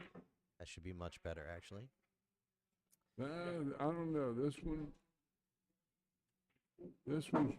one she can play a slight stun, but she's got to go and follow and go to the first diamond across table, parallel with a 7 to get to the 6.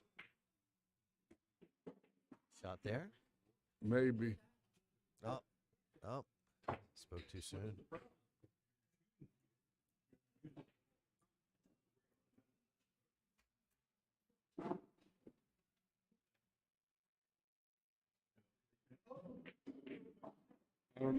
I don't know if she likes it, Wayne. No, it doesn't appear. She's looking at the rail.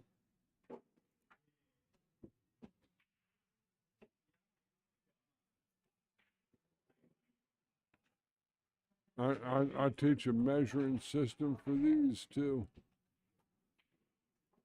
This is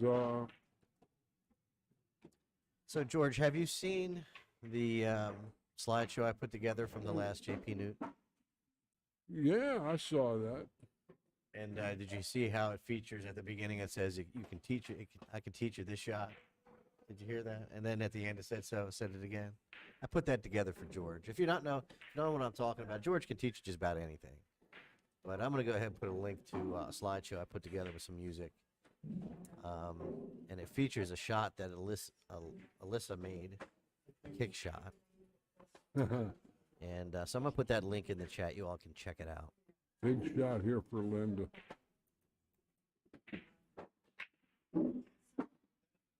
Oh, this one here,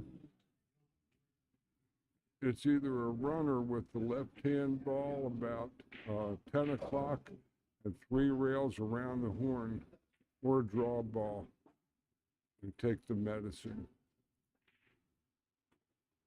Good shot.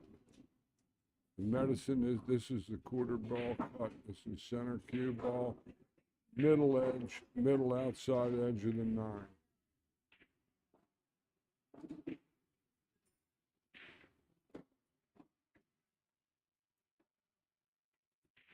No.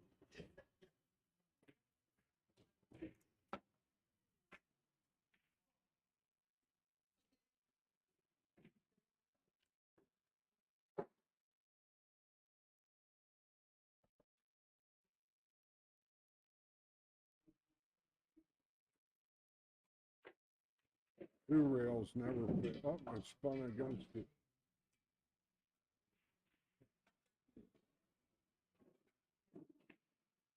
Tough leave. Very tough leave.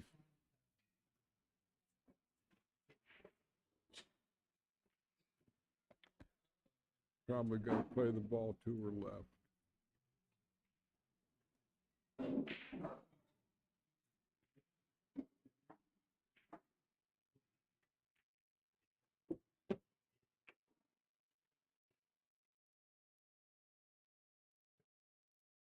I'd play a little left to center. So there you are. That's the video. Went ahead and put it in the chat in both the YouTube page and the Facebook page. And I threw that together real quick with some of the photography that we had taken ourselves during the event. I think we got some better pictures this week. I think we were stretched a little thin last event. Little skinny on that ball, but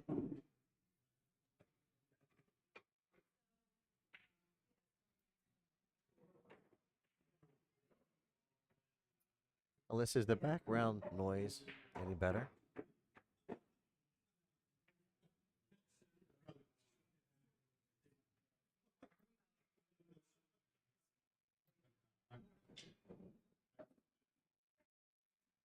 Is on. Whoa! oh, she thought she hit that good for a second. This ain't any hanger. Wow. Yeah. I thought it was in the pocket all the way. Well, it caught just a hair short. This is a ball I like to hit lower on the cue ball, even from the rail. Good shot. 3 games to 1 in favor of Linda. Linda is in I believe her 15th and final season here as the tour director of JPNEWT Tour. And he's going to be retiring at the end of this tour season, and she's looking to continue as a player, I'm sure. But Linda basically kept this tour alive for the last number of years, last 15 years. Now we're having a resurgence. You had a break.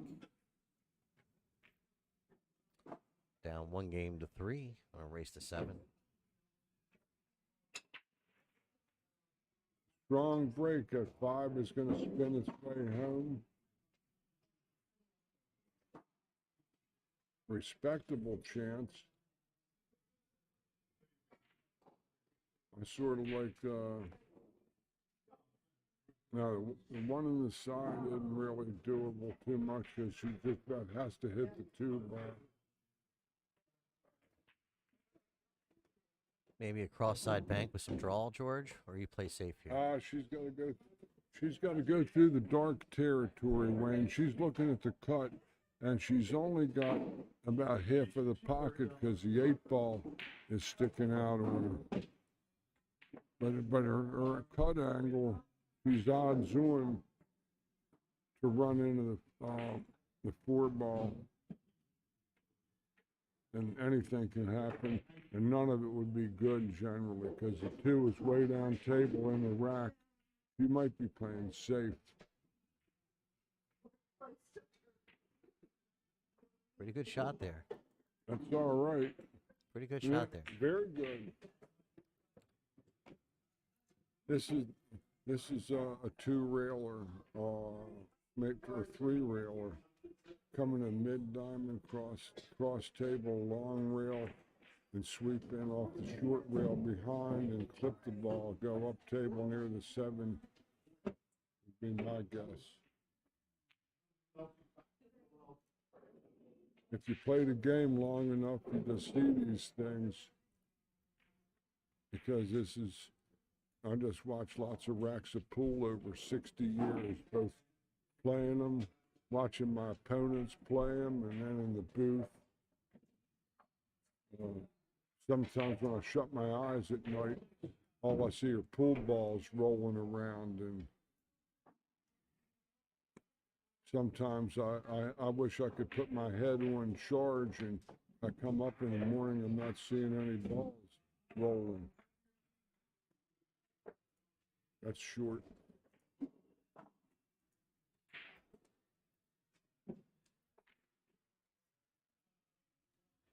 So I'd like to thank George for being here this weekend. Patience early on when we were trying to get some of the technical issues sorted out. And it really is a pleasure having him here because it allows me to focus on the technical side and change the camera angles and all that sort of stuff, and focus on the things that make things a little No cushion. nice. Nope, no rail. That was a real blown opportunity. Now Linda can put Kia right in the sewer hole here with just coming off the 1 and putting the key on top of the 9. It's what we call a no-brainer.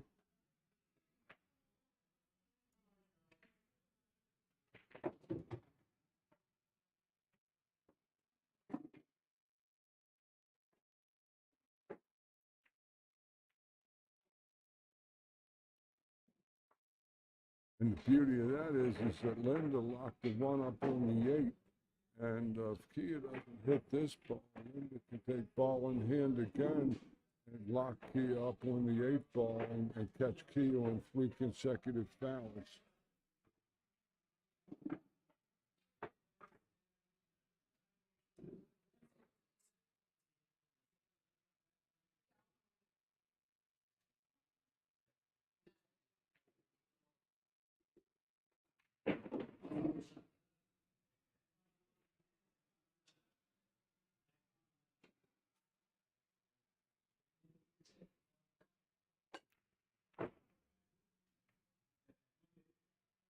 Oh, wow, nice effort. Good effort.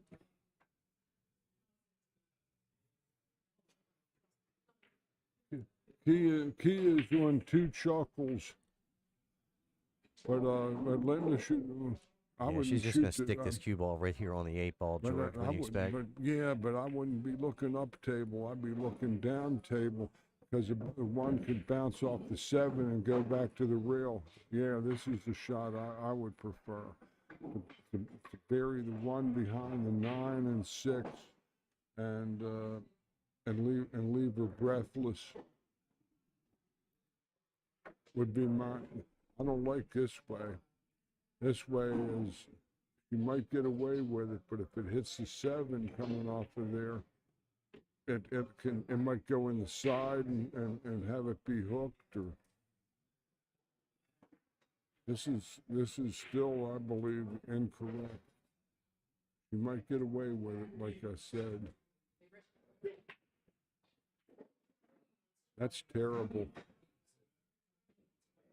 She's left side rail. She should have been right on top of the ball, but she's on 2 fouls. I think Linda did notify her. Because it's the player's duty to warn their opponent that if he or she is on 2 fouls. Here, this ball is hittable.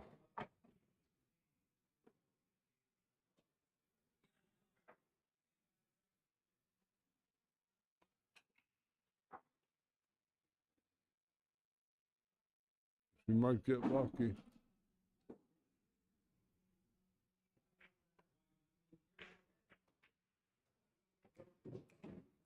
Real nice shot there. So, George, I was listening to the commentary the other day. I was listening to our our match calling, and I remember someone saying that you sounded like John Madden. And I have to admit, you really do sound like John Madden when I listen to you. Oh yeah, I've heard that a few times over the time, because, and there's an old movie actor that also sounded like he used to play in the westerns, you know, with Yeah. a guy named Andy Devine. But this is for your old folks. He was an old character actor that had a voice that kind of reminded you a little bit of the one that I got. But I don't know that John Madden, he knew football, but I know 9 ball. I hear you. I hear you. No question. Yeah, that's definitely, I've heard that. Nothing more than just saying you have a very distinct voice. Yeah, Great for the that's a commentating. terrific shot from Kia there. Linda was bidding to go up 4-1 there with 3 fouls. That was huge. I believe Linda made the wrong choice shooting the one up table like that.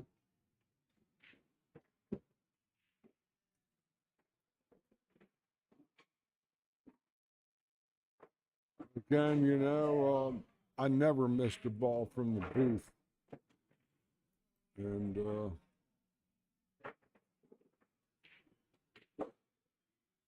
okay. This is the shot I like to play, the lob. I like to hit this cue ball on the bottom out of an open hand, just like Kia's doing. She's just going to turn it towards the hole like that. Never hit that shot high, unless you have no choice. Kia will draw this ball back past the 8 a little bit. Oh, that's okay, I guess. Punch it with some left. Oh.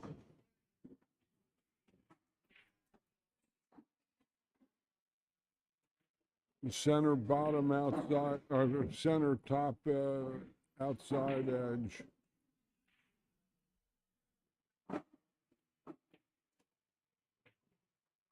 Good shot. All right, so Kia draws to within 1. 3 games to 2. A race to 7. And if you're just joining us, my name is Wayne Everhart from ThinkTechMD. This is TTMD Billiard Streaming. We're out here today covering the JPNEWT Tour Stop number 2. This is day 2.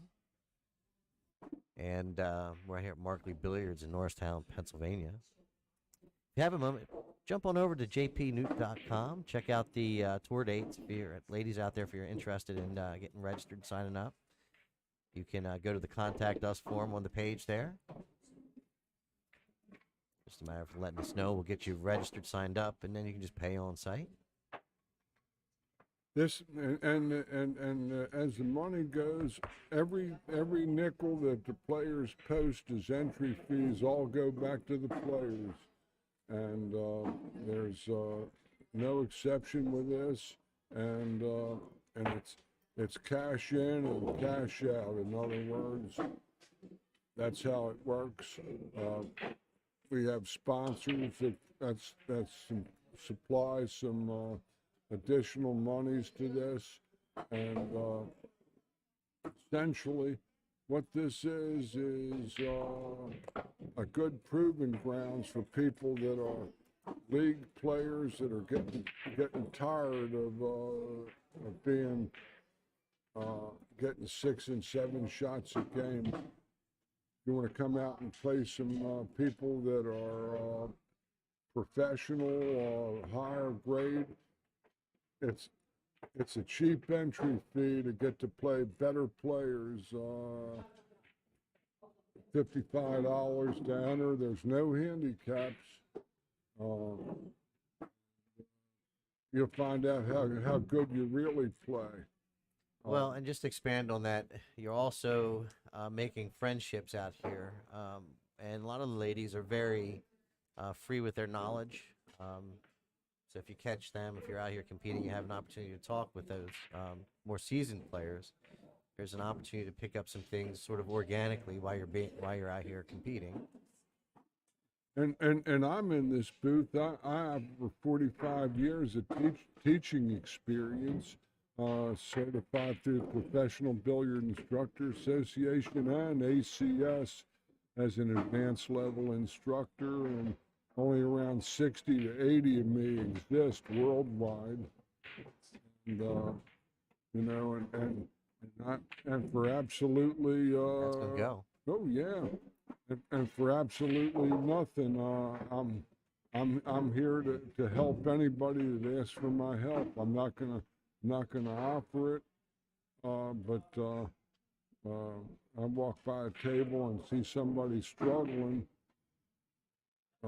Anybody that has the heart to come out here, put their money up, and take their chances against some tough players like this, they got my undivided attention.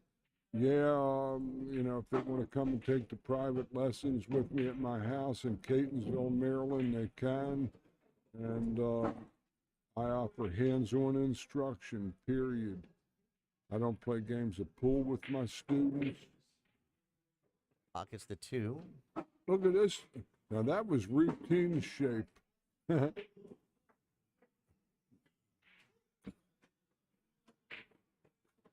She'll get to punch this one ball in the corner pocket, and it should fall on the 3-5.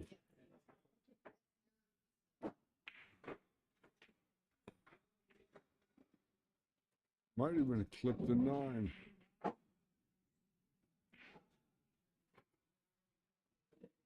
Slow down. Oh, Slow down. got close to her work. She's Yeah, okay. well, She's okay there. I don't know, George. Oh, she's fine. This is You're gonna have to show me some fancy footwork here, buddy, because I don't think so. It's tough. the inside ball triple out is the shot. It's a triple. It's a triple out from the end twist hit. If she wants to play it. Oh, It's just safety play. I don't think she could get enough meat on that ball to really do anything with it. I was gonna say that because I would have transferred the Masse, which was the maximum top spin. This shot's got lots of peril to it because the 7 ball is gonna be the Arresto rock force here to go to the 4. He's gonna have to get fortunate and draw it off the 7 maybe.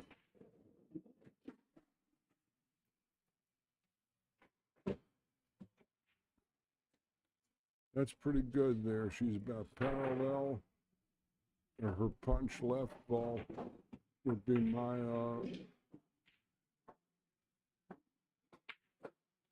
Oh, she That's played a the nice right shot. hit. Now she's flat on the 7, straight in. She might be a little straight, like you said. The shoot stop. Good stroke.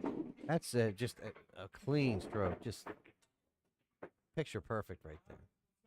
That's about as good as she could have done with a ball, Wayne.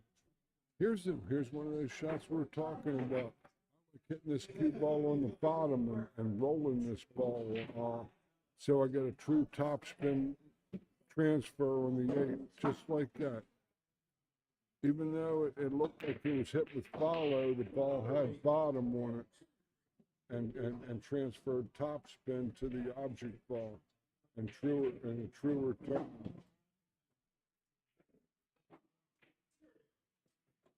All right, so Kia apiece. ties it up 3 games apiece. Yes. Hope you're enjoying today's live action, the JPNEWT Tour. Tour stop number 2. I hear at Markley's Billiards in Norristown, Pennsylvania. Next week we'll be in Sterling, Virginia, covering the Bob Stocks Memorial 9-Ball Championship. That's got a pretty stacked field. You can check us out if you go over to the TTMD Billiards streaming website. In fact, I'll put that link up in the chat here in just a minute. You can check out the field. That figures to be a real strong event. As a side note, I was in the booth in that tournament for about 6 or 7 straight years there when the Action Pool Tour had it under its wing, and I was voice of the Action Pool Tour, and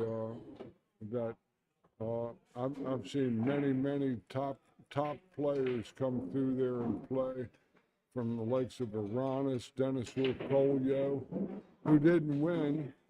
Aranis beat him out. I mean, what's that tell you? Dennis comes out to a show, which is a local, sort of regional event, and doesn't make the cash. He was runner-up, I believe. He runner-up, okay. But, all right. But did make the cash. But Aranis beat him, and You have Shuff. He'll be there this year, Brandon. probably Sean Wilkie, and probably BJ Usry will be there. from BJ will North definitely be Carolina. there. Yep, I spoke with him. He's confirmed. He's definitely going to be there. And a roller on top of the 8. Oh, she played the cut and scored it. Good shots, Kia. Very good shot.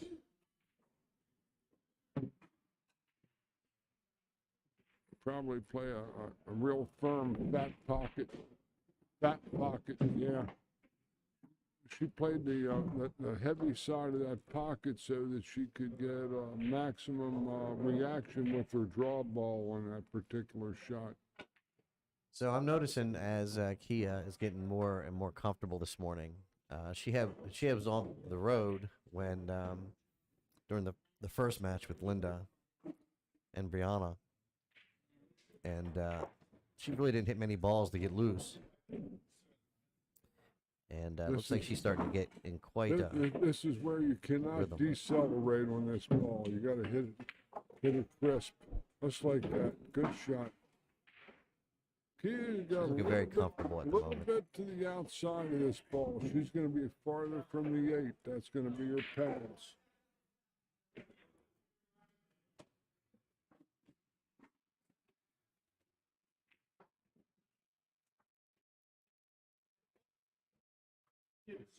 Played a little on the inside.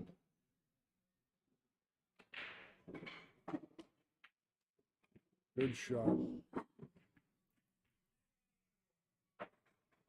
Half ball cut, center bottom edge. Kia Burwell now jumps into the lead at 4 games to 3. We're here at the at Markley Billiards, Norristown, Pennsylvania. We're in the second to last match here before we pack up our gear and wing south. This crew This is the TTMD, Think Tech Maryland streaming with Wayne Everhard and Kelly Daniel putting on this stream, and excellent stream, terrific equipment, great time I'm having. Love the game myself, a lifer. I've been doing it 60 years. And, last report, this is as good as it gets for an old guy like me. So at the moment, we're just the players on a break. Take a moment and to say thank you to everybody. Yeah. I'm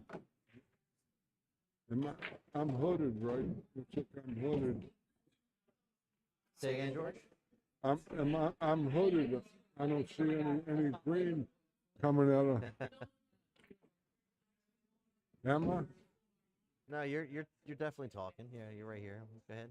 Really? Yeah, there you are. So George is paying him attention. He's thinking I've got him cut off here. What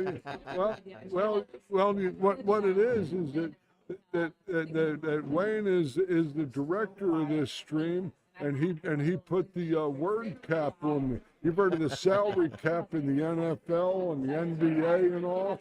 He put the word cap on me, and I've already done 3,708,206 words. It's right here under the options called filibuster filter. You know. Well, you have filibuster, and then you have Phyllisbuster. And since we're close to Philadelphia, filibuster would be right in line. So I'd like to also say thank you to Pechauer Custom Cues. Pechauer has been sponsoring this event going back to, I think, 1990, might have been 89, actually. I don't have to go back and look again, but it goes back quite a ways. And as that many of you know, trying to keep any type of relationship going for a length of time can be troublesome, not to mention having money involved and pull cues involved. So that means that the tour has been doing right by Pechauer, and certainly Pechauer's been doing right by the tour. So thank you again to the Pechauer folks. It doesn't go lost on us that we wouldn't be able to do the events without their help and support. Yeah, it's we're starting to get more and more industry support, as well as people from outside the industry, which is exciting. It's key. We really need to get dollars from outside the sport. We can have another conversation. Maybe that's a podcast, I think, but definitely a conversation about how the sport can stay healthy and get an injection. We just can't keep passing around the same bucks in the pool circle. Oh yeah. I've been around, like I said, for all the regional tours you could have ever imagined, and for the longest time, when I first started, there were only state championships and an occasional scattered event for the pros. They had like the Johnson City tournament in the 1960s, the all around, and they had like a straight pool and all, but it wasn't much. And now things are starting to blossom. With the shade of break, down by 1. 4 games to 3 and a race to 7. Gonna leave Kia the option whether to do what we call push out. Kia calls the push, and I don't know. See an edge of the feel 4 ball, and probably enough to go off the rail and hit it full. Maybe here. Yeah, she. George, would you push here? Or would you go for just playing safe? Yeah, of course it's a safe, because a push out is. So you just call the push regardless, right? I call the push. It's going to work out fair for her, that's for sure. I guess the only difference being is you might be she straight could give in it back on to one. you. if you call the course. push. And you see, something that a lot of the younger players aren't going to know is that when I started to play 9-ball in the 1960s, we didn't have this one foul game. It was a push out after every shot you could push out. Really? Yes. And it was, in other words, let's say Kia doesn't like his shot in the deuce. She could push out, and Linda could make her shoot again. So, George, what do you think that does for the game, that particular style of 9-ball that would be different, other than maybe drawing out the game, making it just last a little Well, longer? you see that what happens is that in 9-ball in the pool rooms, for example, people would gamble. And not all of the players would be of even abilities. In other words, a stronger player would be spotting like what they call a B player or a C player balls. In other words, that they give them the 5, 6 or something like that, as Right. well as making the 9. They'd give them an added handicap, and with the push out, these guys could push the bank shots that they could make, and they don't have to play any position. And they'd push out to what we call free banks. And So a and way to sort of terrorize nullify the spot, George, is what you're saying? Is it was more. It made them more competitive. Right. Push out Right. because the one foul rule is always going to benefit the better player. right. Because the better player is not out of line as much or hooked as much as the weaker player. Now, George, I think, correct me if I'm wrong, I recall that at one point, I remember in 9-ball, if you pushed after the break, you could not move the lowest ball on the table. You couldn't move the 9-ball. I mean, the 1-ball, for instance. Is that true, or am I just my recollection just askew? I was kind of watching what Linda was. You were talking about the push and the Talking one. about the push out, I think I recall that in 9-ball when I was starting out, and it wasn't Texas Express, it was just regular 9-ball. And if you pushed, you could not move, say, the 1-ball. That would be, you could move any other ball on the table, but you couldn't move the lowest ball on the table. Is that my recollection accurate, or is that just me not recalling the rules accurately? And that's shady. It's 4 games apiece. Yep. But that's a shadowy area. And the reason I'll say that is because when you if you hit the 1-ball and it didn't go to a cushion, your opponent could still make you shoot again, or they could take the shot. And so it would be like a post facto type of a push out, even hitting the 1-ball, as long as you call it push. Right. But I only saw Not trying that to muddy the waters for the Once or viewers twice. out there, just trying to recall. I know there's some nuances with 9-ball rules, especially Texas Express. And the reason the Texas Express was in the first place was that the 9-ball started to be televised on TV networks, and they wanted to speed up the game so they could get it in an hour time slot without having it be ponderous like straight pull or one pocket, which could take a long period of time per game. Good bank,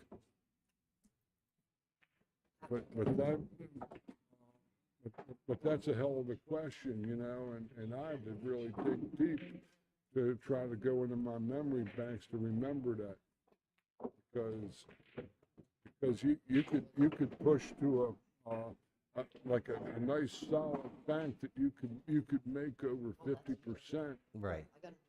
but your opponent would have to keep, even if he made it, they'd have to get position, and they wouldn't have position, and then they'd be pushing out. Right. It was like a real strange thing, really. And the one foul kind of hurt the matchups of the full room, the gambling aspect of it. So I'll pose this question to you, and maybe ask our viewers out there what they prefer as a alternate game. That's Talking in the about drink. either one pocket or straight pull. George, what do you prefer, straight pull or one pocket?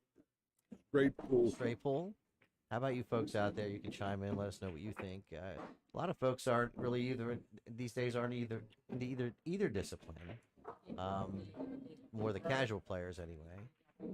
And I'm trying to get some of the nuances and understand the moves of one pocket. I get straight pull. One pocket's really not my game, but maybe I need to play it a little bit more. So Alyssa, she likes straight pull over one pocket. Kevin, he likes straight pull. Yeah. You see, with me, and I'll say this: one pocket is a game where a player can flat out hide his or her ability for a long time and systematically rob people playing that game. Where straight pull is a strictly quantitative endeavor, where you make 100, I make 70, I make 100, you make 50, and we have a baseline of numbers. One pocket is a total qualitative situation, and the best ball makers aren't necessarily the best one pocket players, and that's The problem I have, because I've played one pocket a few times, where I would invest a couple weeks of giving it a go. And what I find is when I come back to try to play 9-ball rotation pool, my stroke isn't there. I've been thinking balls around that it's almost like my mind has forgotten how to put a good stroke on a ball. That's not uncommon, Wayne, and I can say that combination of experience. Yeah, I've played it, and yeah, I have some proficiency in the game, but I don't have any love or passion for the game. Right. My only passion for the game would be $30 a game with somebody that can't win.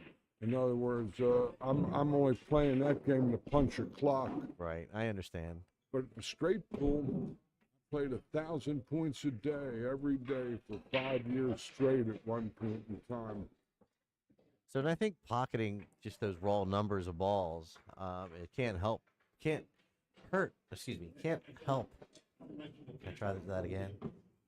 It can't go without helping your game. You know what I mean? Just those sheer numbers of pocketing balls. It's got to be good for your game, your rotation pool game.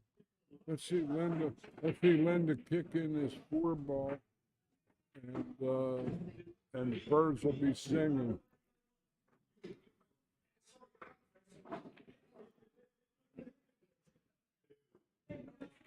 Well, she hit it too hard and shortened it up.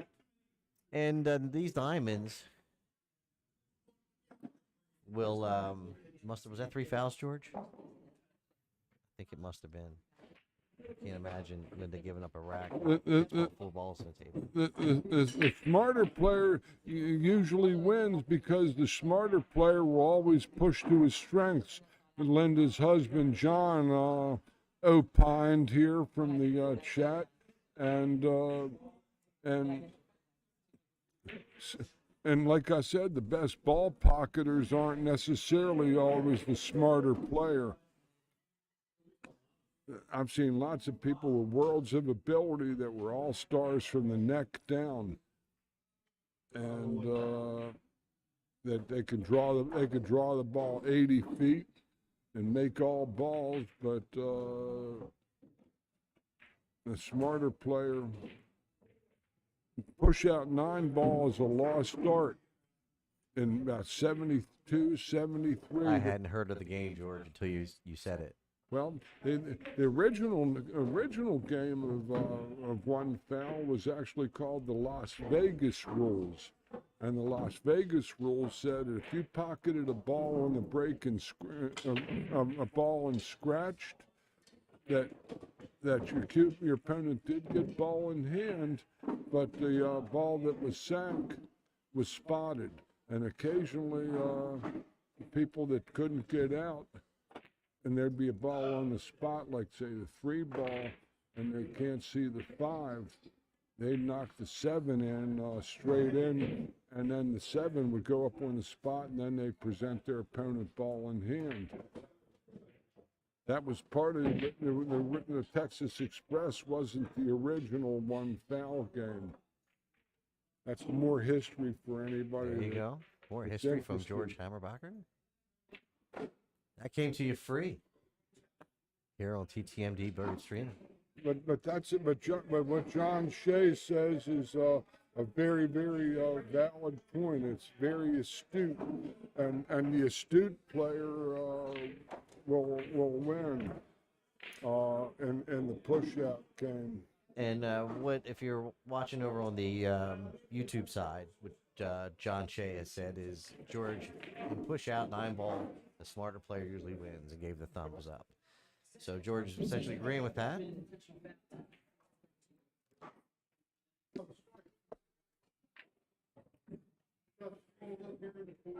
The one foul game accentuated the kicking, and the Filipino influx in the late 1970s, a few years after one foul ball Texas Express was introduced, brought the kicking to an art form.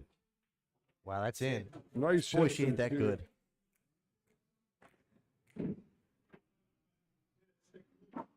Oh no, maybe I got that on replay. Maybe a little too late. We'll see. A little asleep at the switch there.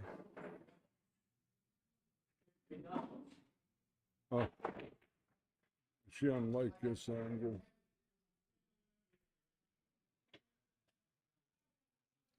We'll take a look at that. He has a bad he gets out angle. here. That'll be a key shot for sure. Bad angle.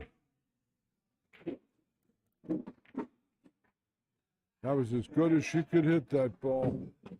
She was a little on the wrong side of it, even though it looked routine. Now her cue ball is going to want to get to her left. So she's playing fat pocket, or she'll play the corner.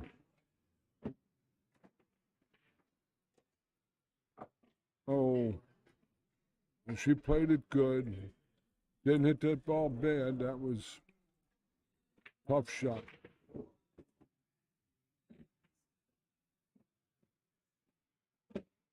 Yeah.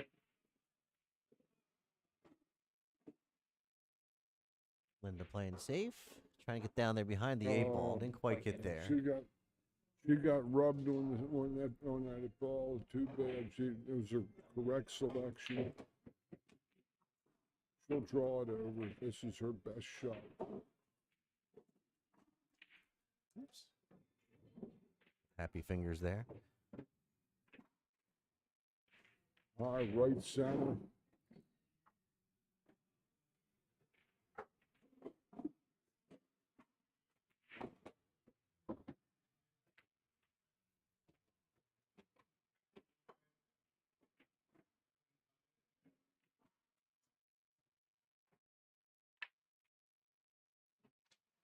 Right at you.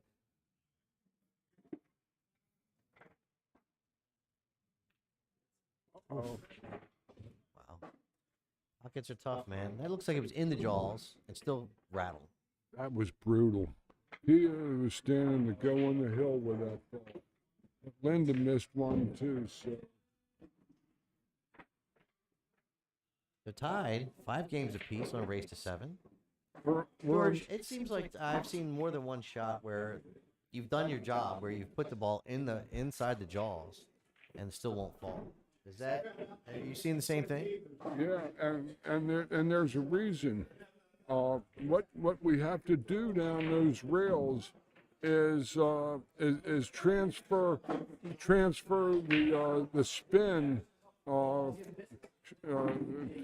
in order to make this ball instead of rebound and reverberate to kick and go downward, and that's going to be a situation of transferring a little bit of the inside English down the rail, and if she hit that about straight away, the ball is going to ride, and it's going to hop.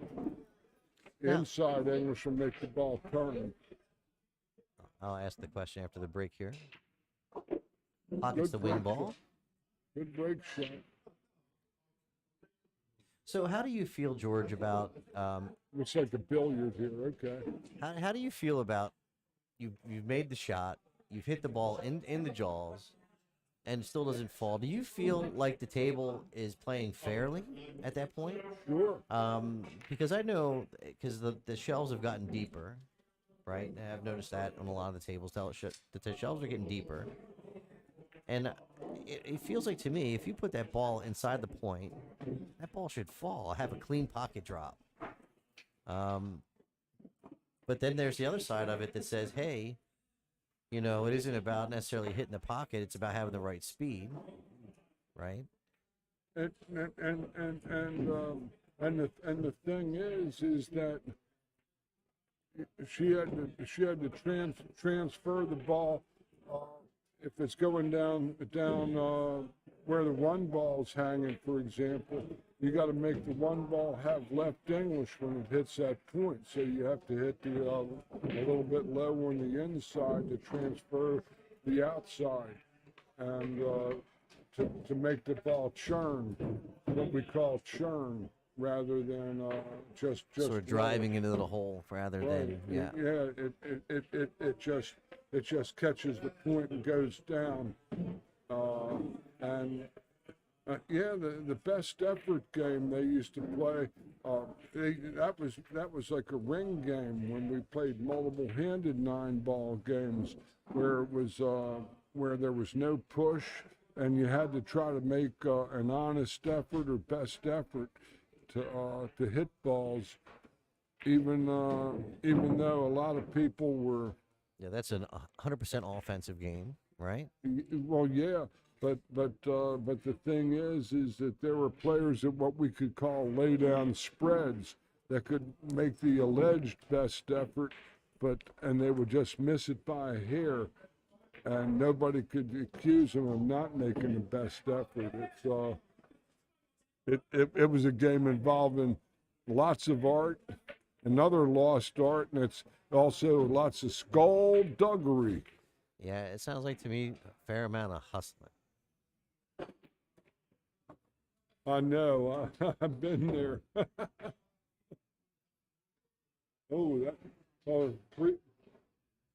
Three and four are still ensconced in an imbroglio of intrigue down here.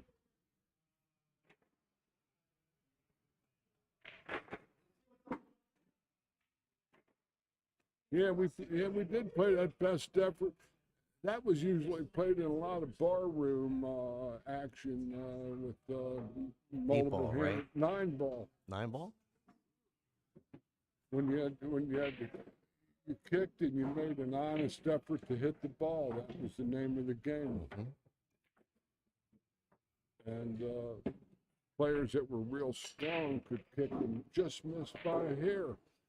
And nobody could ever accuse them of not trying to make their best effort. Right. If they missed the ball by half an inch or quarter of an inch. While they send the cue ball down table. Yeah, and then they give the other player the turn. Let the other players sell out. So let's see here, the 3-9. This might go. Does it go by the 3? Does the 3 go by the 9? I don't think it does. As the old cartoon character used to say, could be. It's tight, that's for sure. Watch the 4. If the 4 wiggles, Safety play. safety. You got fortunate to run into the 8. I'll be right back. Yeah, folks, sure. For the stirring conclusion. So George, a step away for just a minute. You all are stuck with me.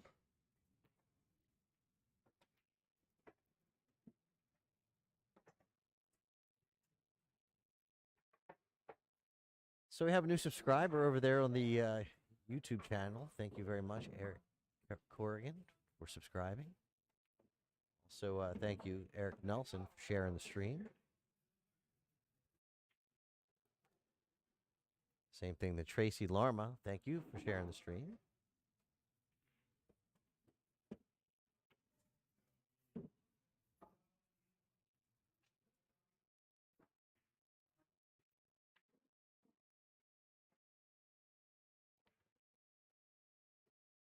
Hi, Sheila. Over here to the right of me, playing shenanigans.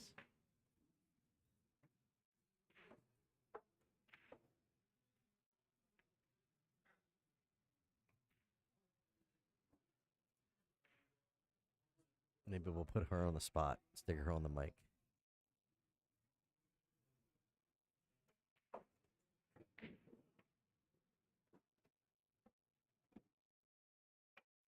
So you might be wondering why Linda Shea is wearing the golf cap. These lights are very bright under the table here, under the hooding here for the lights.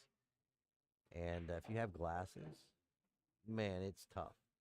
It just puts all kinds of glare in the inside of your glasses when you're bent over the table. So I think she's on to something. I might have to go that route.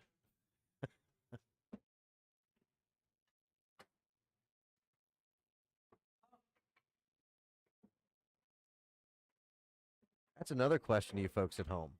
Is there such thing as having too much light on the table? I've been under the arena light, the Predator arena light, and after being there for about, I don't know, an hour or so, my eyes were just strained. Yeah, that's what it is, Alyssa. When you have glasses and you're under that light, it just puts all that reflection on the inside of your glasses. And if you have any type of fingerprints on them or any type of dirt, it's even worse. It's like looking through a haze.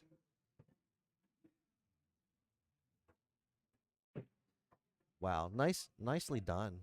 Good hit by Linda.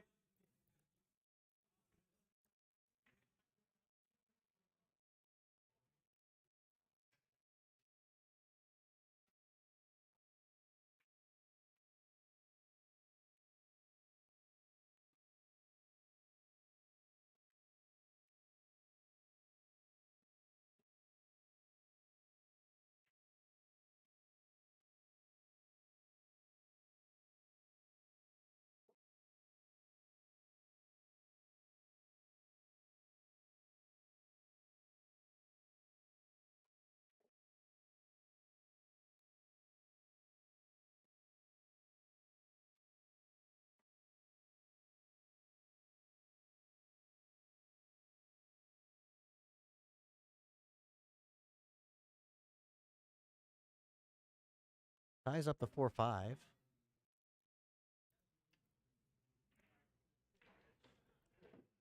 Kia taking a look, see if that 4-5 is lined up, wired towards the pocket. Hard to tell from this angle. I don't think it is.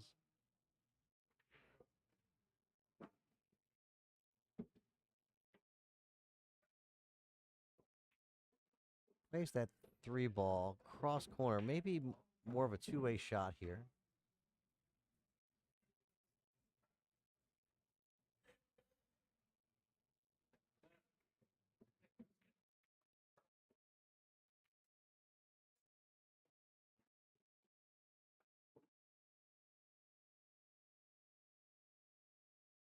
So if you're just joining us, my name is Wayne Everhart from ThinkTechMD.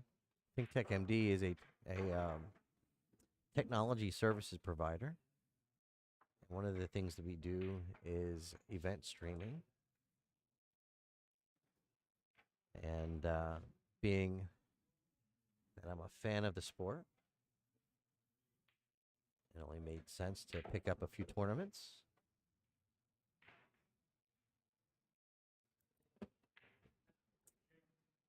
You line up that 3-ball.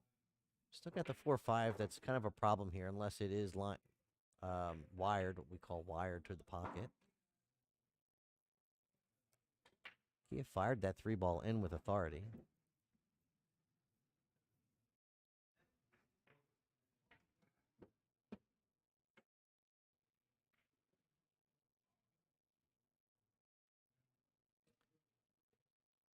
What's the shot here? Maybe thin off of the 4-ball. Put the cue ball on the rail between the 5-ball. Use the 5-ball as cover. Unless that 4-5 is wired. Again, it's hard to tell from this angle or this one.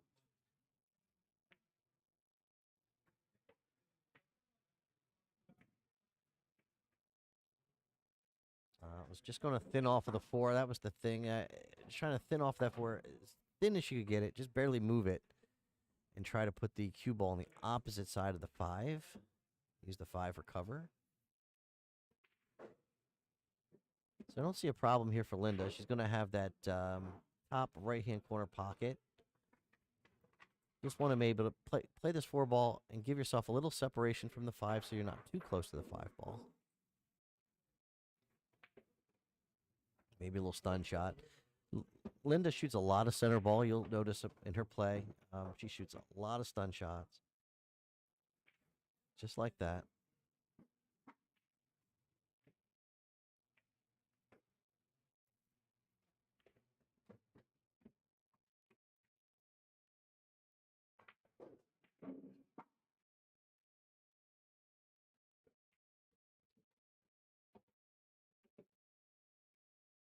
A little bit of work to do here.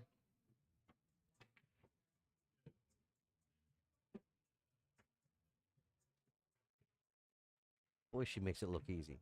Get down there. Get down there. Just didn't have the gas to get down a little close. You want to be closer to that first dime. Right-hand side. This cue ball is going to be moving because you're going to have to hit it thin. Pocket the 8. So at this point, you're just going to consider trying to bring the cue ball back down table, I believe. Sort of get the idea of trying to hold the cue ball.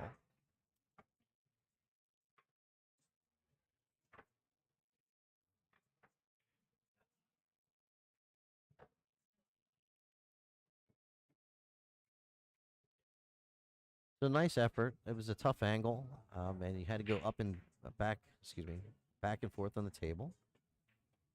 Now, as George and I were talking yesterday, these shots come up a lot where the 8 and 9, kind of like this, where the 8's in a corner, and the 9 ball's about where the rack is, and she did it beautifully. A lot of times a player will sort of, and it also depends on where the cue ball is and where it lends itself to play, but a player will get into a bit of a funk trying to figure out how they want to play that 9 ball, and it's often in this very same spot. And the problem is trying to figure out how to get out of the corner, out above the 9, without going too far up the table. And a lot of the pros or the more seasoned players are going to play to get above the 9 ball to play in a corner. They're not going to set up to play on the side.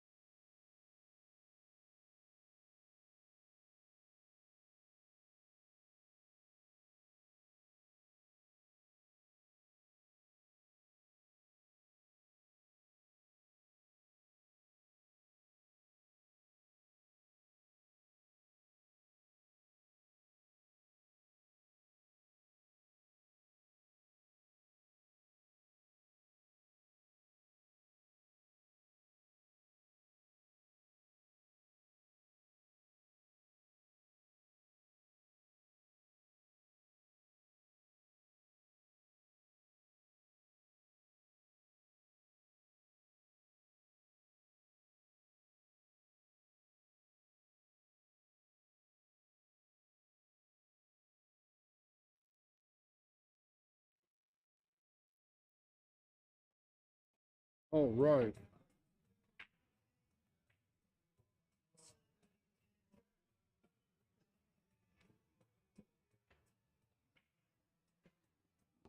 Yeah, John, I'm sorry. I had clicked on the wrong player there.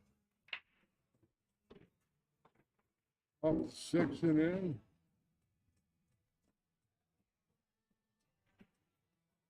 That went off the 6 and in, and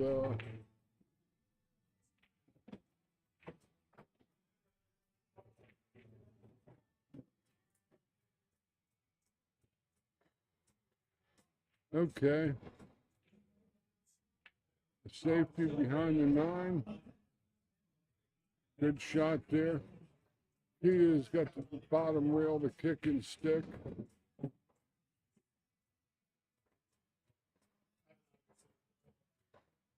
Thank you, Alyssa, for the share.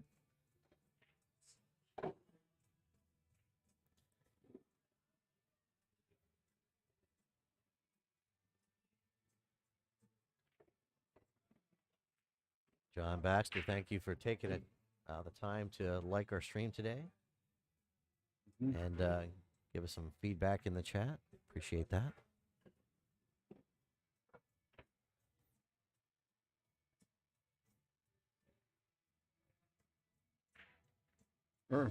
Are you John Baxter, the piano player?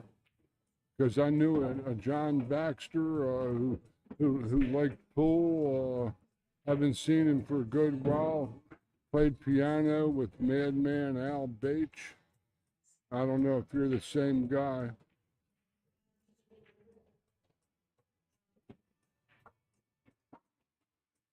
That's a good-looking situation Key has got in front of her here. Thank you to Lindsay Carroll for sharing the stream. Look out. Oh, she just got around the 5 ball. This is one where you let your stroke out, you go 2 rails back and forth, and you've got to have a shot on the 6. I don't want to get on the other side of the table. That's fine.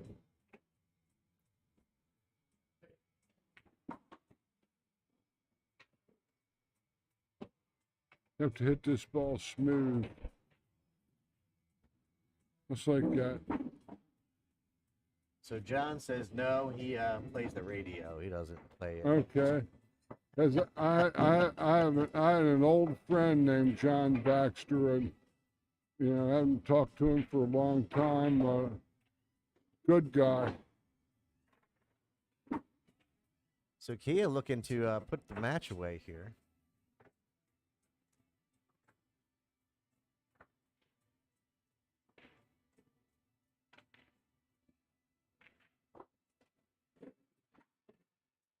She just has a pretty stroke, man. Just a powerful stroke as well. Well, we're 1 shot away from a modified final.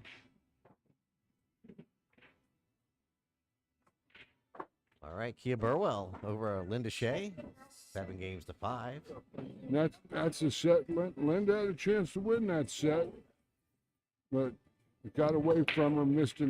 They both missed a strange ball, so this is the stop number 2 at JPNEWT Tour. We're here at Markley Billiards in Norristown, PA, and now we're winding into the final match.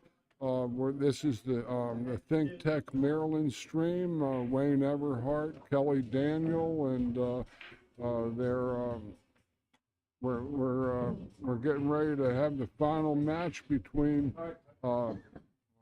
Miss Brianna Miller and Kia Burwell. Kia has to win 9 games before Brianna wins 7.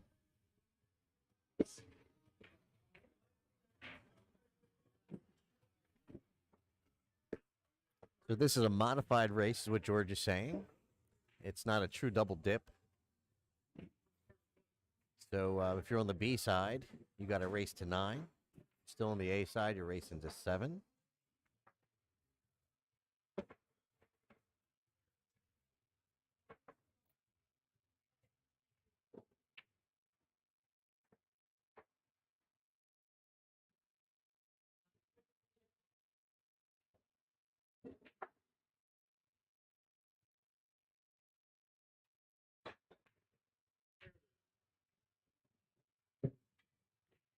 So the ladies are, I think, having a small break here. I'm going to grab something to drink. I'll be right back.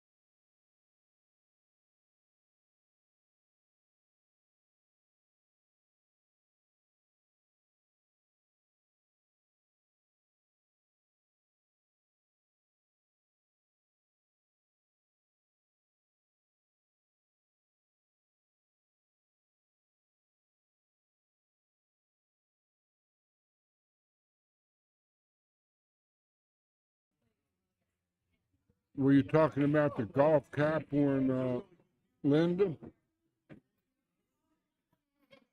And the reason I say that is that because of the bare exposed light, the visor kept the reflection of the light. It was kind of bothering Linda's eyes a little bit, if you meant that. We also played golf pool too, among other things. You know, just things we make up doing while we were playing pool around the pool room. And, that was a game where you could play multiple handed and play stroke play where you went around all 6 pockets when you pocketed a ball and the pockets went in rotation. 2 lower corners, 2 upper corners, 2 sides, and you counted strokes, and you could play stroke play or match play head to head. It was a multiple-handed game. I even played golf full on snooker tables when I was in the Navy in Long Beach and San Diego in the late 1960s, where we were playing with regular-sized balls on a snooker table, 6 by 12. If that's the golf you were talking about. But I think it might mean the cap Linda was wearing. That's the only place she wears it, is places where the reflections of the light bother her eyes.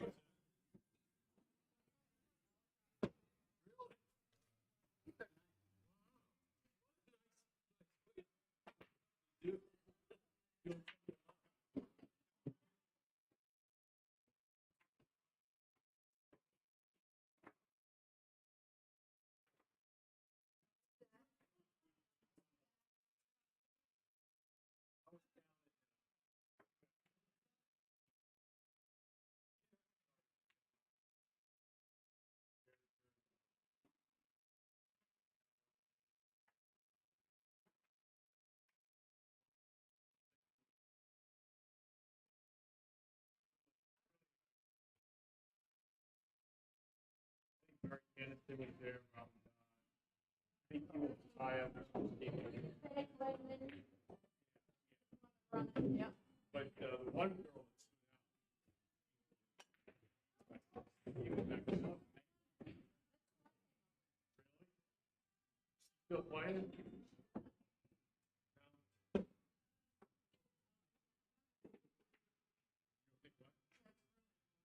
Yeah, she lost that.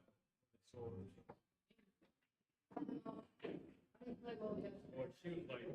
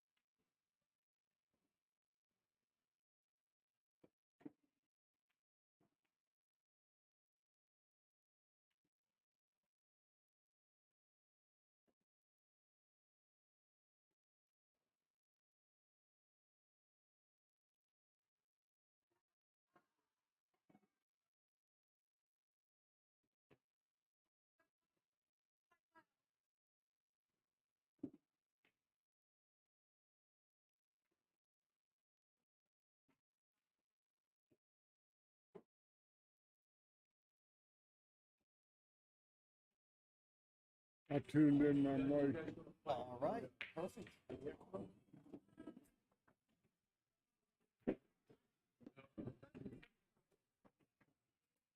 Okay, here we go. This is the finale, stop number 2 at the Markley Billiards in Norristown, PA. Kia Burwell wins the lag with about a pure lag. She froze the ball on the cushion with her lag. She beats everybody in the universe with that lag. And her opponent is the undefeated for 2022 season, Brianna Miller from Pennsylvania here. Very strong player. Very strong A little player. bit. A hot dog, yeah. With onion and mustard.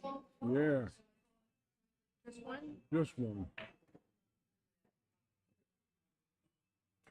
We got to drive. Okay, here we go. In this set, this is a modified set. Kia has to race to 9 games and reach 9 before Brianna reaches 7. Kia to break. Kia coming from the 1-loss side. Here we go. Pockets Nice the wing break. ball. Good break shot. The 9 is in its customary stationary position there.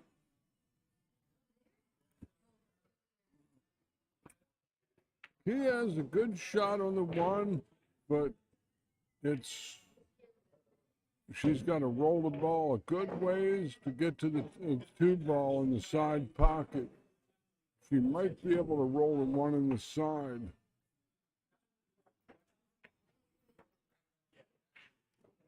Uh-oh. Uh-oh. Flirting with that corner pocket with the cue ball. Yeah, she cheats the hangman. Now, yeah, she puts a good stroke on this ball. She can fall good on a good starting. Went right at us. Yeah, the 4 ball's on the cushion where she is. Oh, looky here. Well, she Any puts the hand up as to acknowledge Any port in the misfortune. storm. This is the ball I like to see hit on the bottom inside, rolling the ball on the bottom. Open hand to allow the 2 ball to turn correctly at the hole.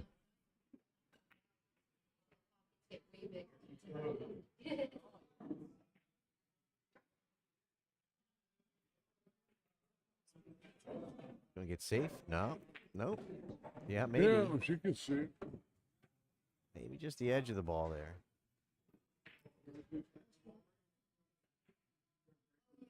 Brianna taking a look.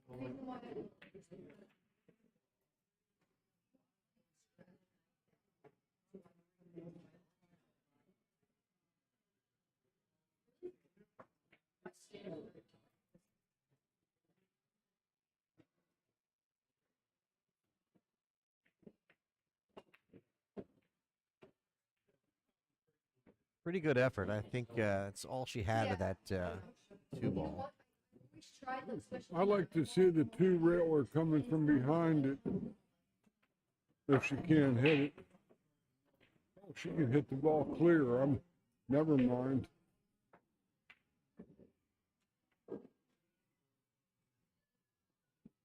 No.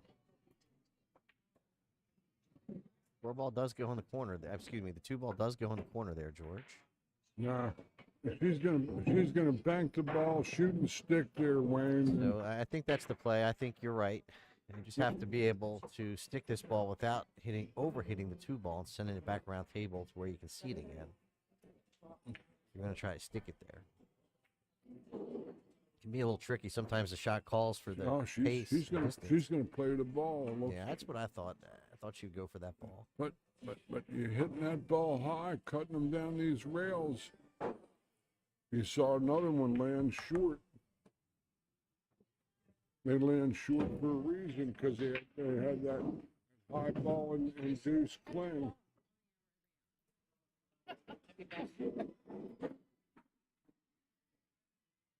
That's ideal. Real nice shot there. Now,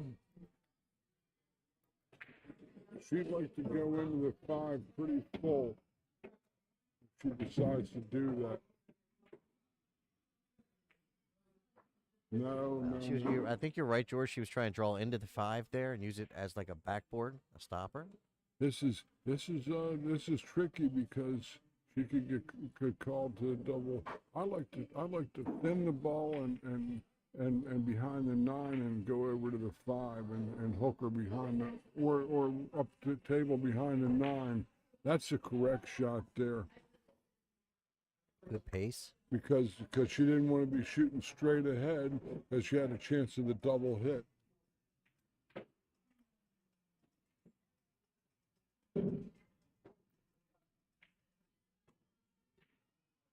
Boy. Oh, Unlucky. Man, she hit that ball. that was a trick shot. Good. And I thought for sure she was going to be rewarded. And basically, 4 went in one side and Q went in the other.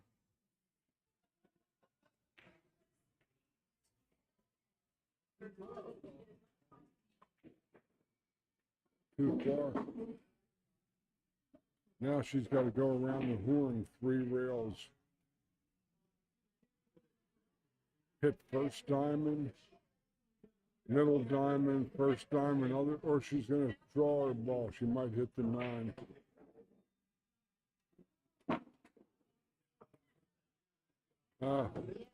That was a little suspect.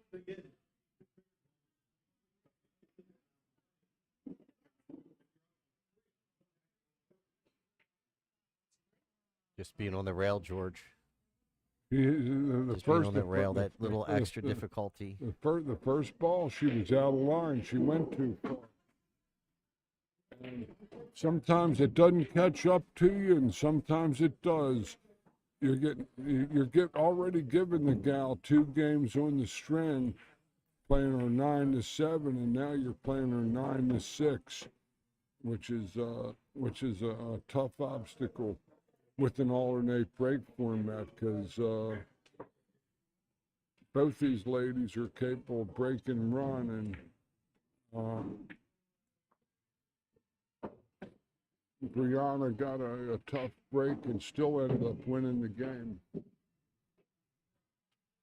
with a ruthless scratch and the kick shot.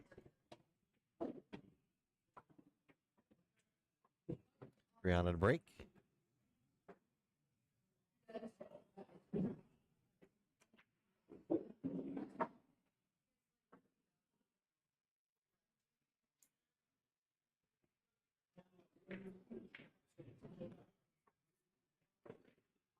Good break shot.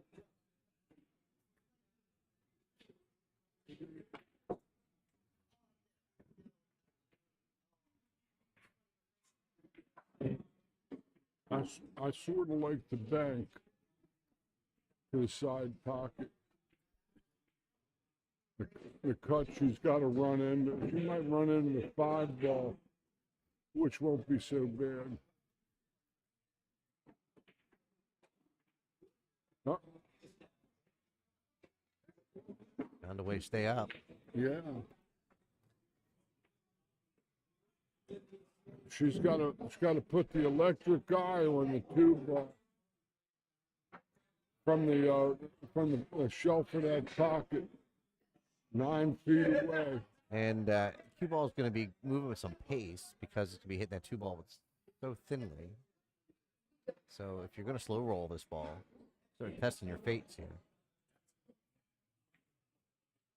And that was about where she had to hit it to make it, was out on the edge, and she hit a little inside English, and the ball kind of deflected out on her.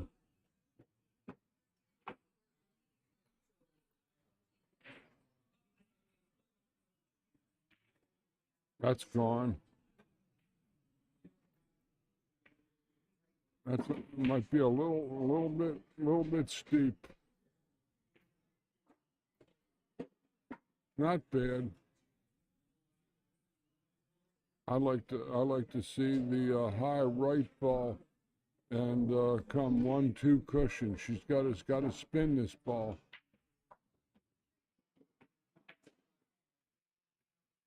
Got away with it. That wasn't. You would have went 2 rails, came underneath the 8 ball instead of coming in. Yeah, so she could play the 5 straight in, shoot and stop for the 6. Oh. Giving her 2 games just like that.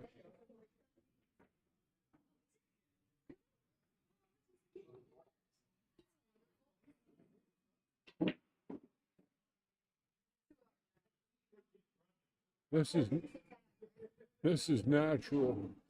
She's coming off her right side of the ball, and she should track right at the 8.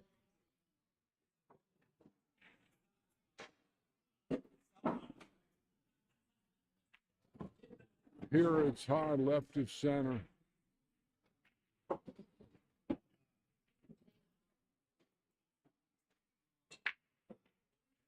He gave up 2 games just like that.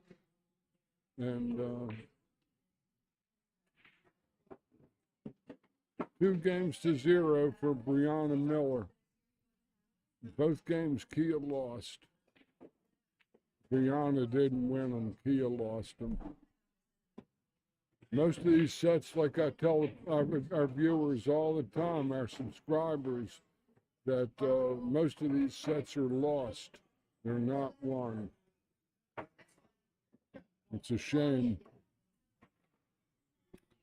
because then we would have been looking at an even Steven race to 7 instead of a 9-5 situation.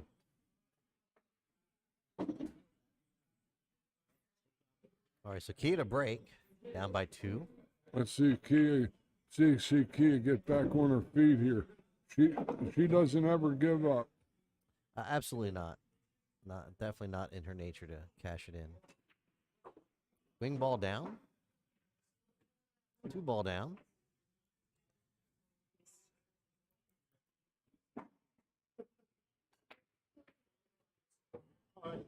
That's her 4-6. Isn't wired though. Yeah, I don't know if there's enough angle on the 4 to be able to pocket it in the side. No, I don't believe so. Yeah. I don't believe so, Wayne. A shot she could play. Maybe the 4-6 is lined up if you can get above the 4 from here.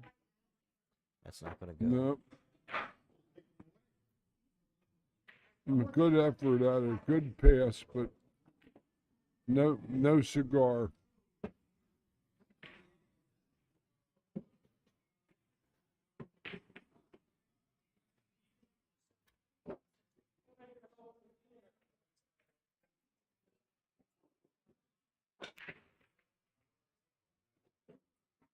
Wow. She's had a couple Unfortunate Oh. bumps. That one's on the lake. I call that she's on the lake there. In other words, she's on Lake Titicaca. When you're on Lake Titicaca, the caca is the key thing you said, which is, well, anyway. Dookie. Yeah. Let's see what she can do. Stuck into Dookie. There was that old artist named George Duke from San Mateo, California, rhythm and blues guy. That's another story. Let's see what Kia can come up with here. And Good Kia with a bank. powerful stroke. It's a real good bank. In fact, George, I think this bank does. I think she would come up a little further on the table than this. no, that's exactly where she wanted it to. Inside English, sweep across the ball, inside out, and turn the ball Yeah, right back exactly. to the hole. It's a hanger.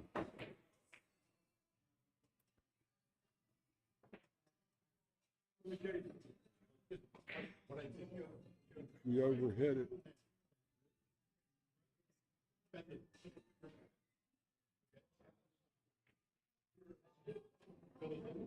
That's what Brianna Safety sees. coming here.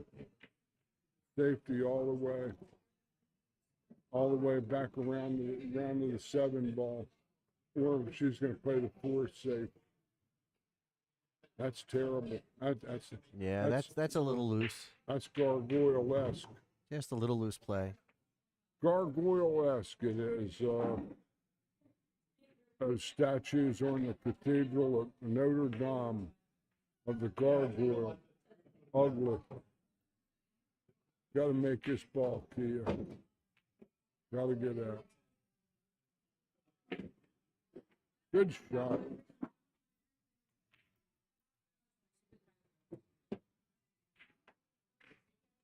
This is the big ball in this set right here. She makes this ball, she can get back in this set.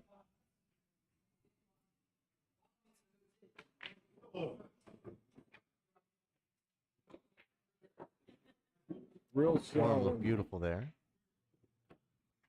Little high right center.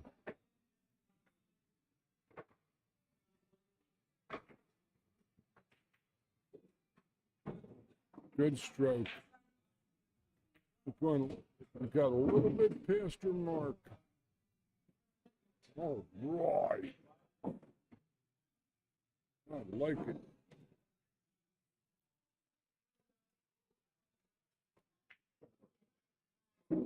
Side pocket shape. Or corner.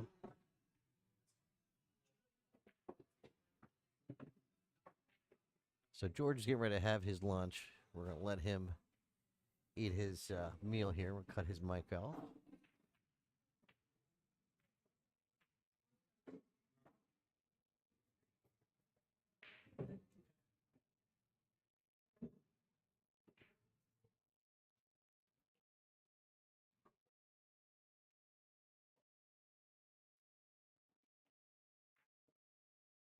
All right, so Brianna Miller, 3-0 over Kia.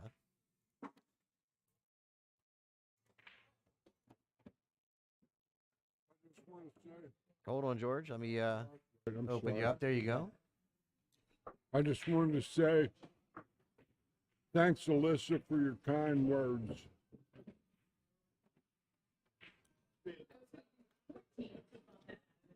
So George is referring to in the chat here over on the YouTube side, or no, on the Facebook side, that Alyssa was saying how she has learned a lot being out here, and just talking with George and being around George has been helpful to her game. So we encourage the ladies, come on out, check out the JPNEWT, jpnewt.com. We're on a break.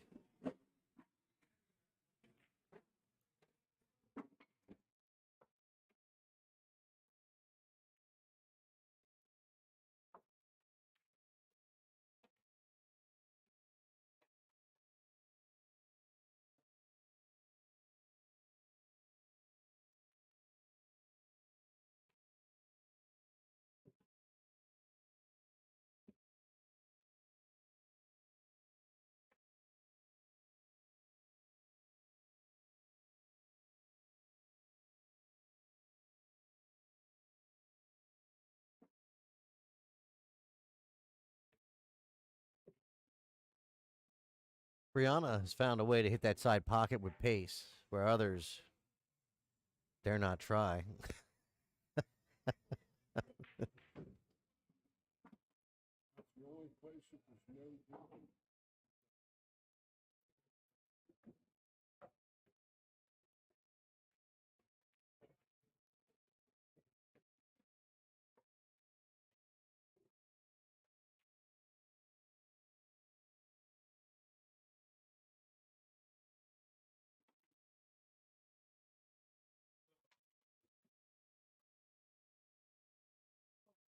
Safety play, trying to find some cover down there behind the 9 ball. Did not do it.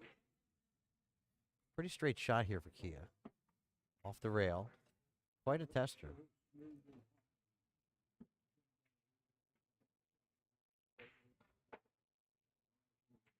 Yeah, that's definitely a tester. On the rail, dead straight. Trying to cheat a pocket a little bit to create an angle. Tough action.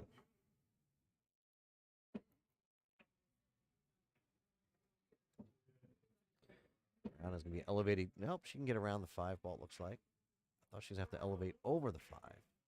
Still may. Yeah, over the 5 ball, just over the edge of the 5.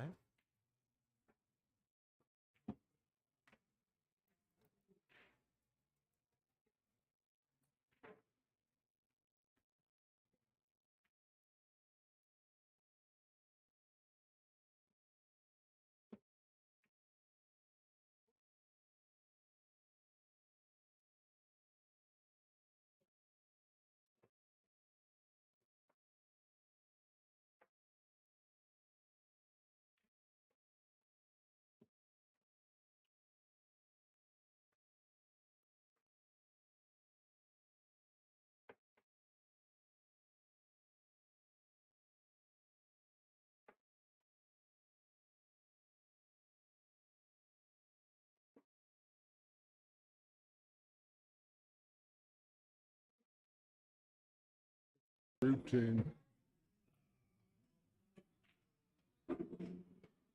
Here she's if she puts too much left, she might catch a piece of the 9. But I doubt it. Good shot.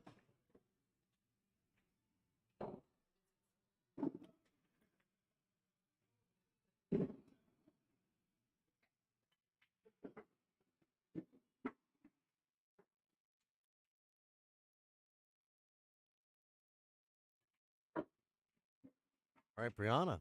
4-0, Kia. Getting out there with quite a lead here. Kia needs to put the brakes on. Brianna.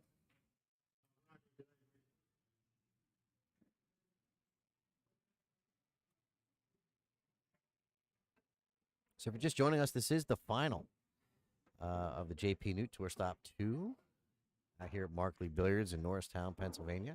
This is the first time I've been to Markley's, and I enjoy it. It's kind of an old-timey feel, pool room.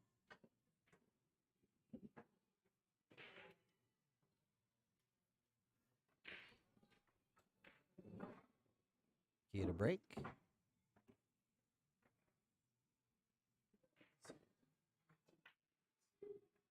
Rotate. No wing ball this time. Dry break. Mojave mash. She had been scoring that wing ball off the break on the steady. Not this time. Yeah.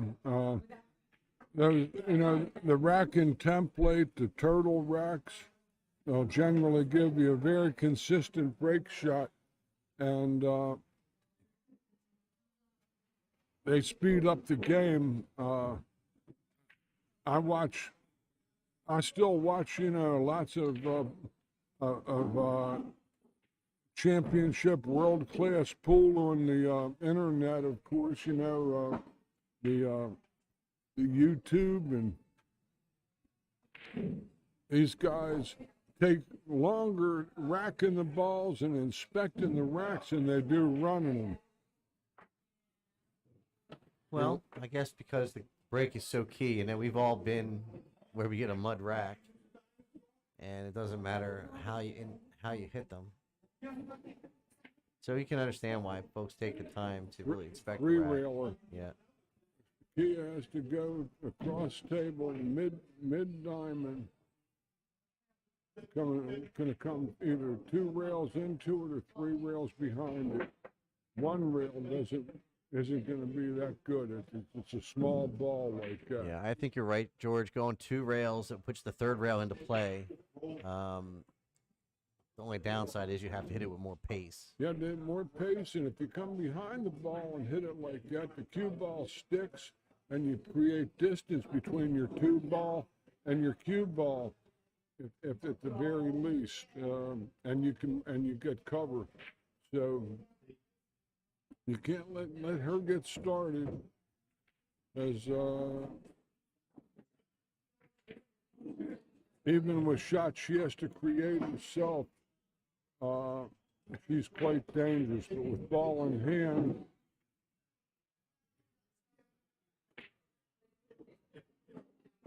all of a sudden she can start to let her stroke out and freewheel because there's no not being shot at. Just roll down about. Just hit the first diamond and stick around cross table, or she'll just cut it in and go and strike the first diamond past the side pocket and easy.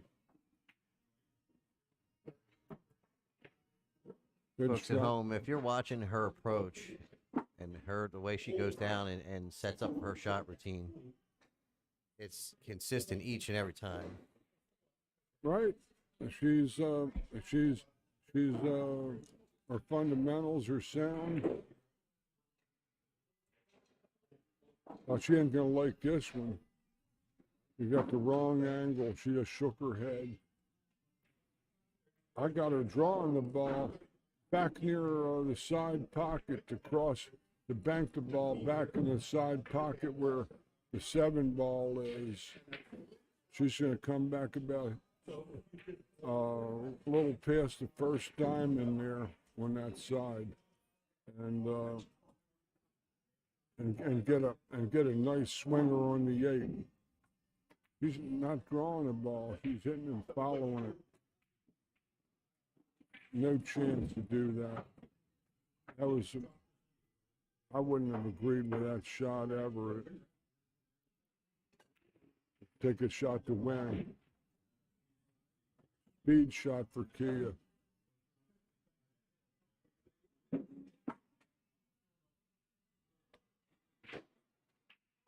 Ball's just past the point. She'll come off the point towards the 9 ball.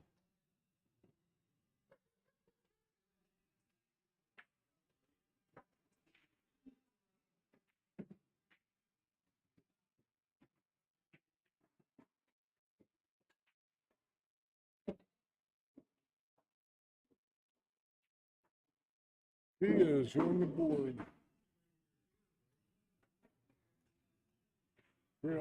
Trailing 4 games to 1. While my man Wayne eviscerates those victuals.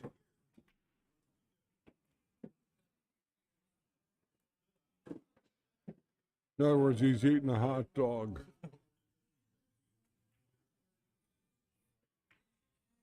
His incisors, his bicuspids, and his molars are all acting in harmony at this juncture.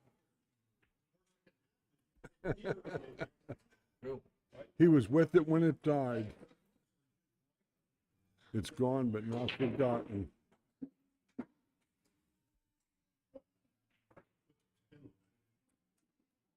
Good break shot.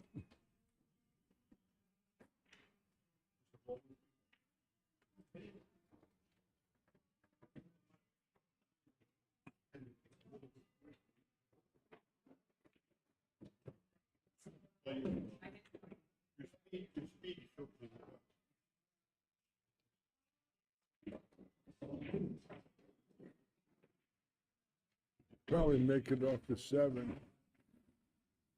I'm wrong. She knocked it in dead clean and got pure on this 2-ball. It's a good shot because she gets to pull the ball a little bit out to her left for a real presentable shot at the 3.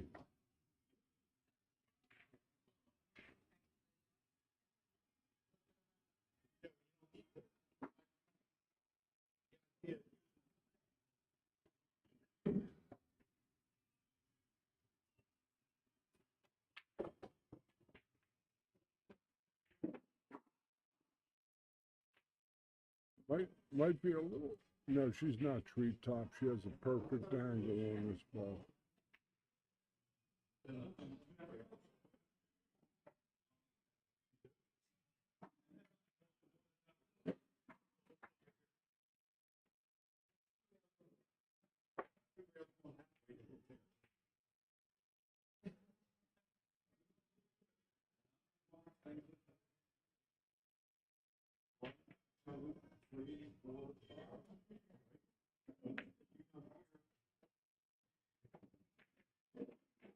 Wrong.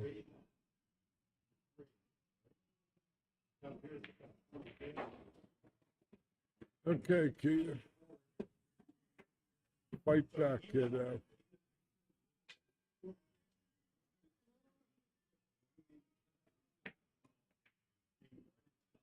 Good stroke. A little wrong on this ball.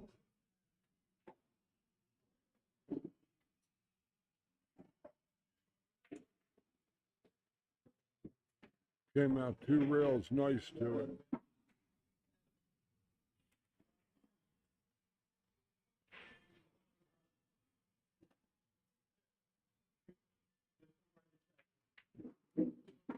That's a good shot.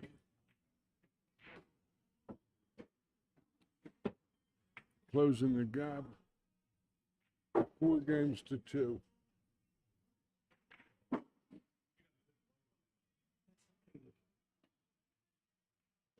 Sometimes when you get this part, you can lighten up a little bit.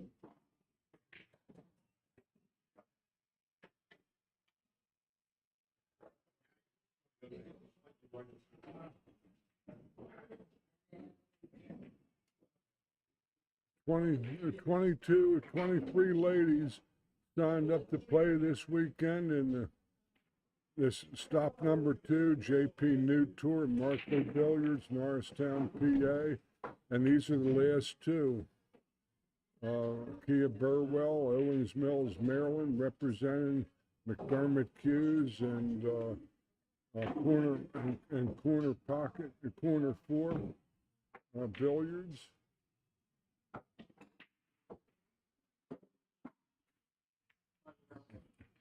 Good break shot. Got to thank Lambros Cues for their sponsorship, and we also thank Gina Cunningham of Keller Williams Integrity Real Estate folks. And Gina played in our tournament and did pretty well.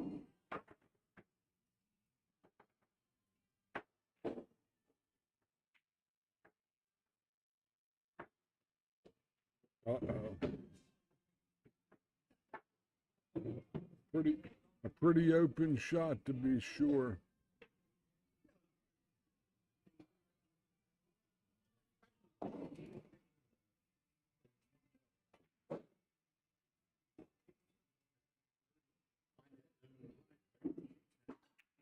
That's a little weak. She wanted to be straight in on the 2-ball so she could shoot and stop. So she could shoot and stop there. She might slow roll it in.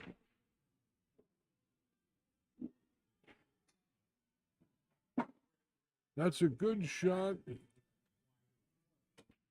Maybe a little wrong. He's going to see if the 4 passes the 5 down table, and I'm not sure.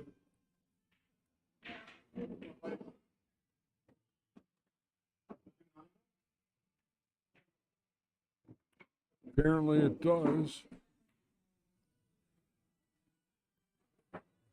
when this line, the 5 to the 6,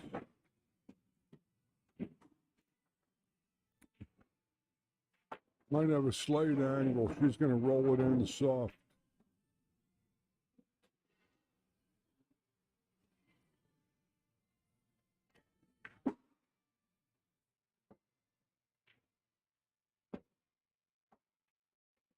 This is a good shot here. Lots of options. She's going to punch it, it looks like, to the 6. Straight draw ball. Good shot. 6, 7, same hole.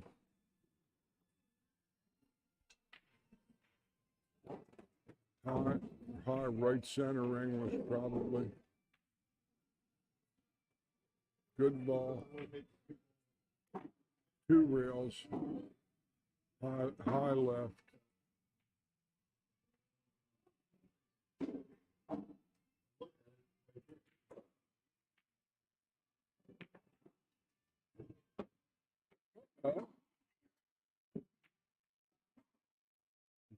Game back for Kia, and she's now trails 4 games to 3.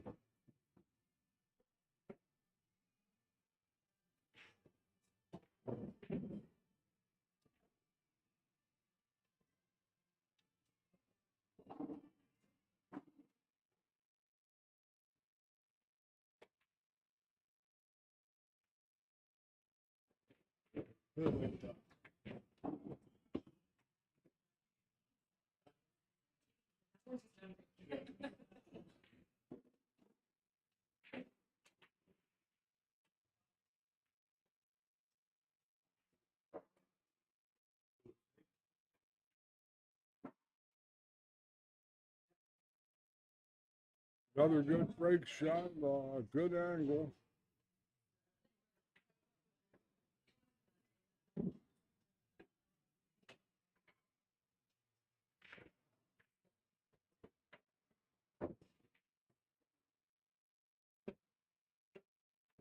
She can fall in the 3 ball correctly. She has a good chance to get out.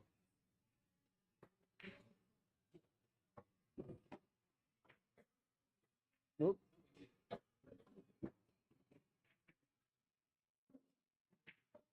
That's a good safety play. Come around 3 rails behind the 6 ball. Uh-oh, she didn't clear those balls. Not a good shot.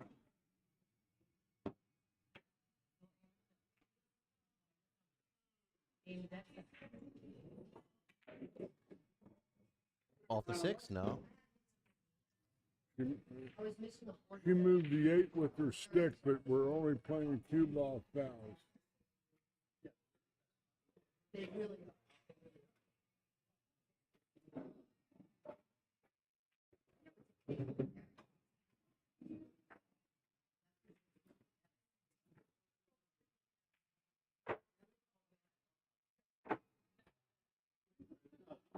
This is an ideal shot to get shape on the 3.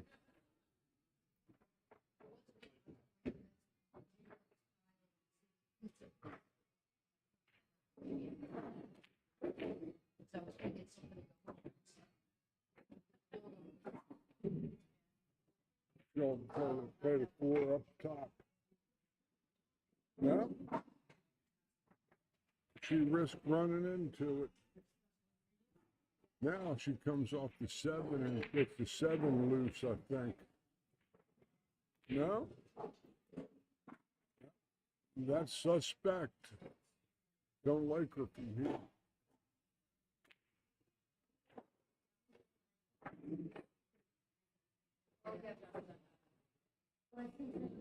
Think she hit the window there, George?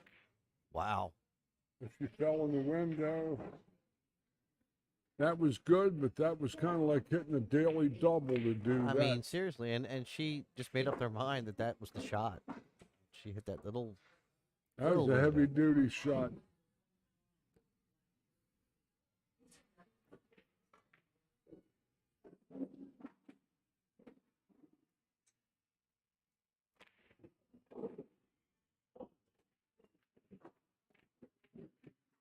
5-3.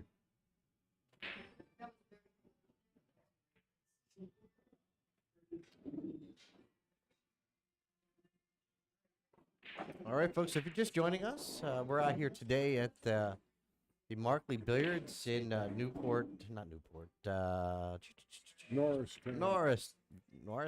Norristown, yep, Norristown, Pennsylvania. And this is the JPNEWT Tour Stop number 2. And we'll be heading out to Tour Stop number 3, which will be out May 21st at On Q in Front Royal, Virginia. One of my favorite pool rooms, On Q. Beautiful place. Key to break. Down by 2. Watch the 6. Whoop. The announcer's curse. Strikes again. A Mojave mash. It was dry.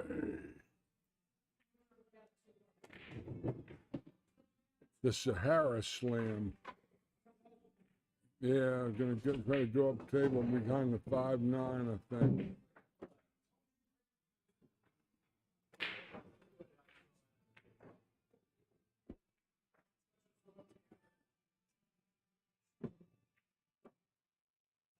She can still spin kick this ball.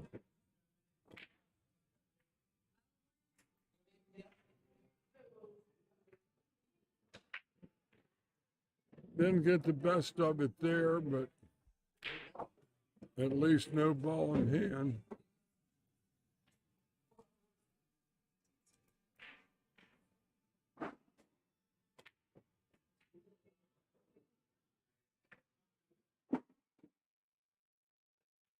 The 3-9 looks like a pretty good shot because the 5 ball is a helper. She's playing the out, which is understandable.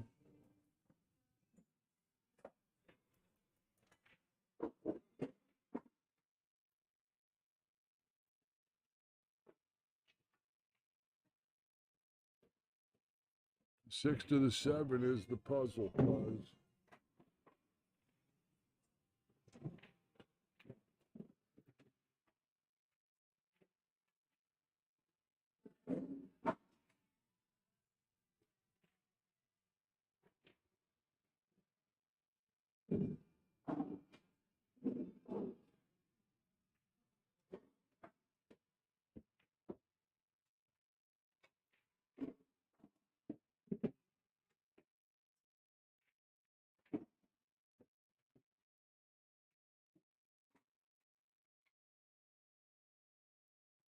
He might have gone a little far because maybe not.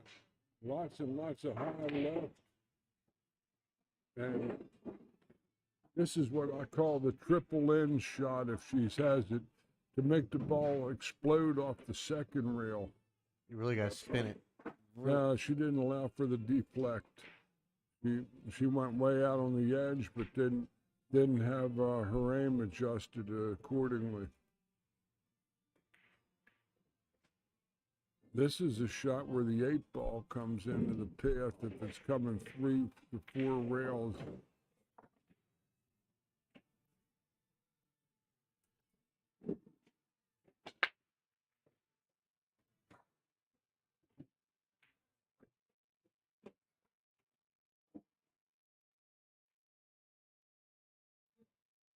I don't know if she'll have enough speed to come off the long rail where the 7 is and get to the 7 off the last rail.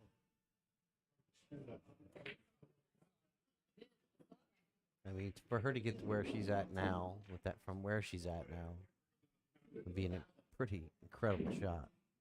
Just not going to be able to generate the speed.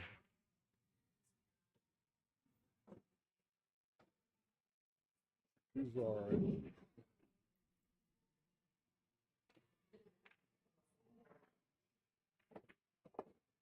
Sweet shot there by Kia. Hey, luck. Good shot. Good shot. 2 rails high, right center. Come off the short rail to the first diamond. Played the down, digger and slow she's down. in the hole. Wow. That's a heartbreaker. Wrong shot. Yep, inside ball and straighten it out long. Brianna is on the hill, one game away from going undefeated for the 2nd consecutive tournament.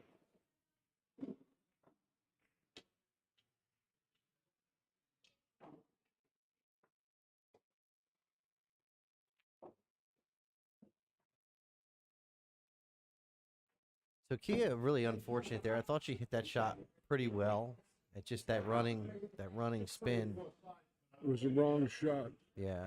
And not because it happened, but the fact that she had a fast angle and then threw gasoline on the fire with more English in the same that extra direction. spin. But again, I never missed a ball from the booth, and these people are playing their hearts out for 2 days, and I'm not criticizing. It's only an observation based from somebody that could be objective.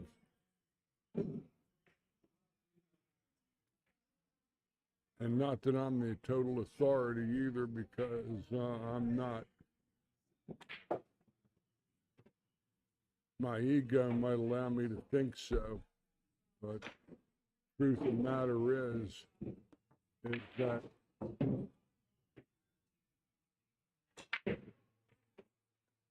there are just ways that you take certain mistakes out of the game, because once she went past that ball, you know it was the wrong shot, and the fact that she got to the corner, she was half a table too hard.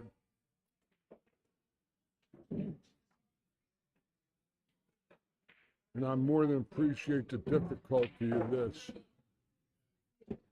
All right, so Brianna On the hill. break for the set and the match. And the tourney. Yep.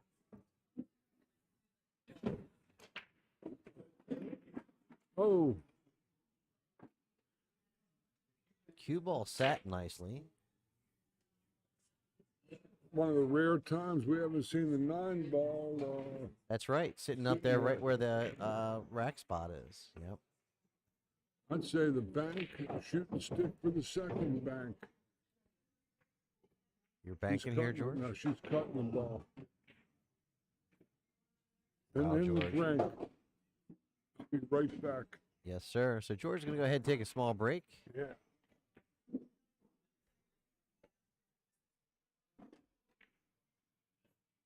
It's tough here to be sitting here for hours and hours and hours.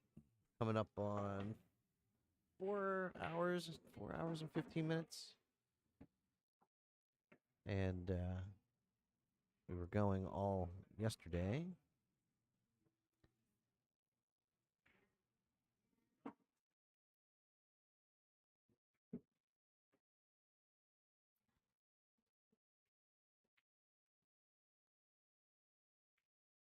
He pockets that 3 ball.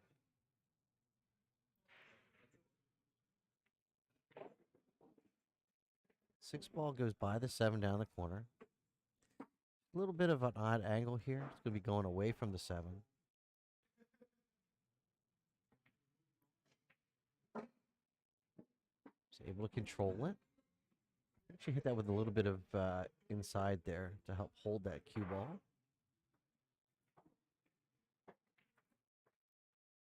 Place the 7 down the rail. Get in the hole. Ah. Ouch. That's tough. And that's another example of these shells being so deep. It feels like to me, man, if you hit the doggone hole, you fall. But no. No. So Brianna, for the tournament, was conceded. Well done to both players. Congratulations to Brianna Miller. And also congratulations to Kia on a tremendous tournament. Brianna going undefeated 2 months in a row. I mean, for 2 events in a row. And that's a pretty tall order considering the caliber of play here. So that's it. Wayne Everhart signing off for ThinkTechMD, and this is TTMD Billiard Streaming. And George, do you have any parting words? Let me go ahead and open your mic. Do you have any parting words before we go? Sure. All I can say is I sure don't know how Linda Shea can keep doing this. To play at a high level, run this tournament up at 5 a.m. yesterday to ride up here to Philadelphia from Baltimore and go undefeated all the way till Sunday. You know, it's a labor of love for her, and all you young ladies in the leagues that are watching this, come on out and check us out. Check the JPNEWT.com, get the schedule, and watch your shot will have true value when you get here. You can really learn a lot about the game. And Alyssa, again, thanks for your kind words earlier. And I hope you're feeling better, and we'll be back, Judy, for next month's action down there in Front Royal. And next week, Wayne and I will be, and the TTMD squad will be down at the First Break Cafe in Sterling, Virginia, for the Bob Stocks Memorial Tournament. I believe it's either the 15th or 16th edition of this particular event. And almost all the regional stars, along with a few extra superstars that are going to be around. They'll be around the region because the expo is going to be around the corner. That's right. And they'll be prepping for the expo. That is exactly why they're there. So again, thank you everyone for joining us. We'll see you again soon. And thank you for all of the well wishes in our chat today. You know, we couldn't do it without you and the support. So we'll see you again soon, and we'll talk to you again soon. Bye-bye for now. This is Wayne Everhart signing off. Take care, Judy.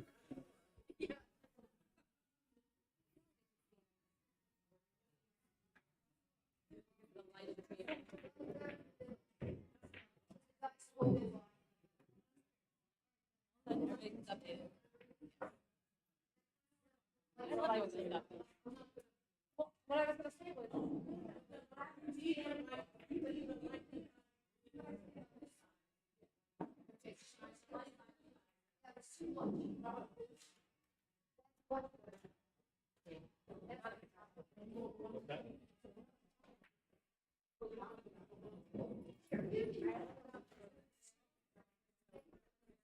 George, good job, buddy. Yeah, thank you.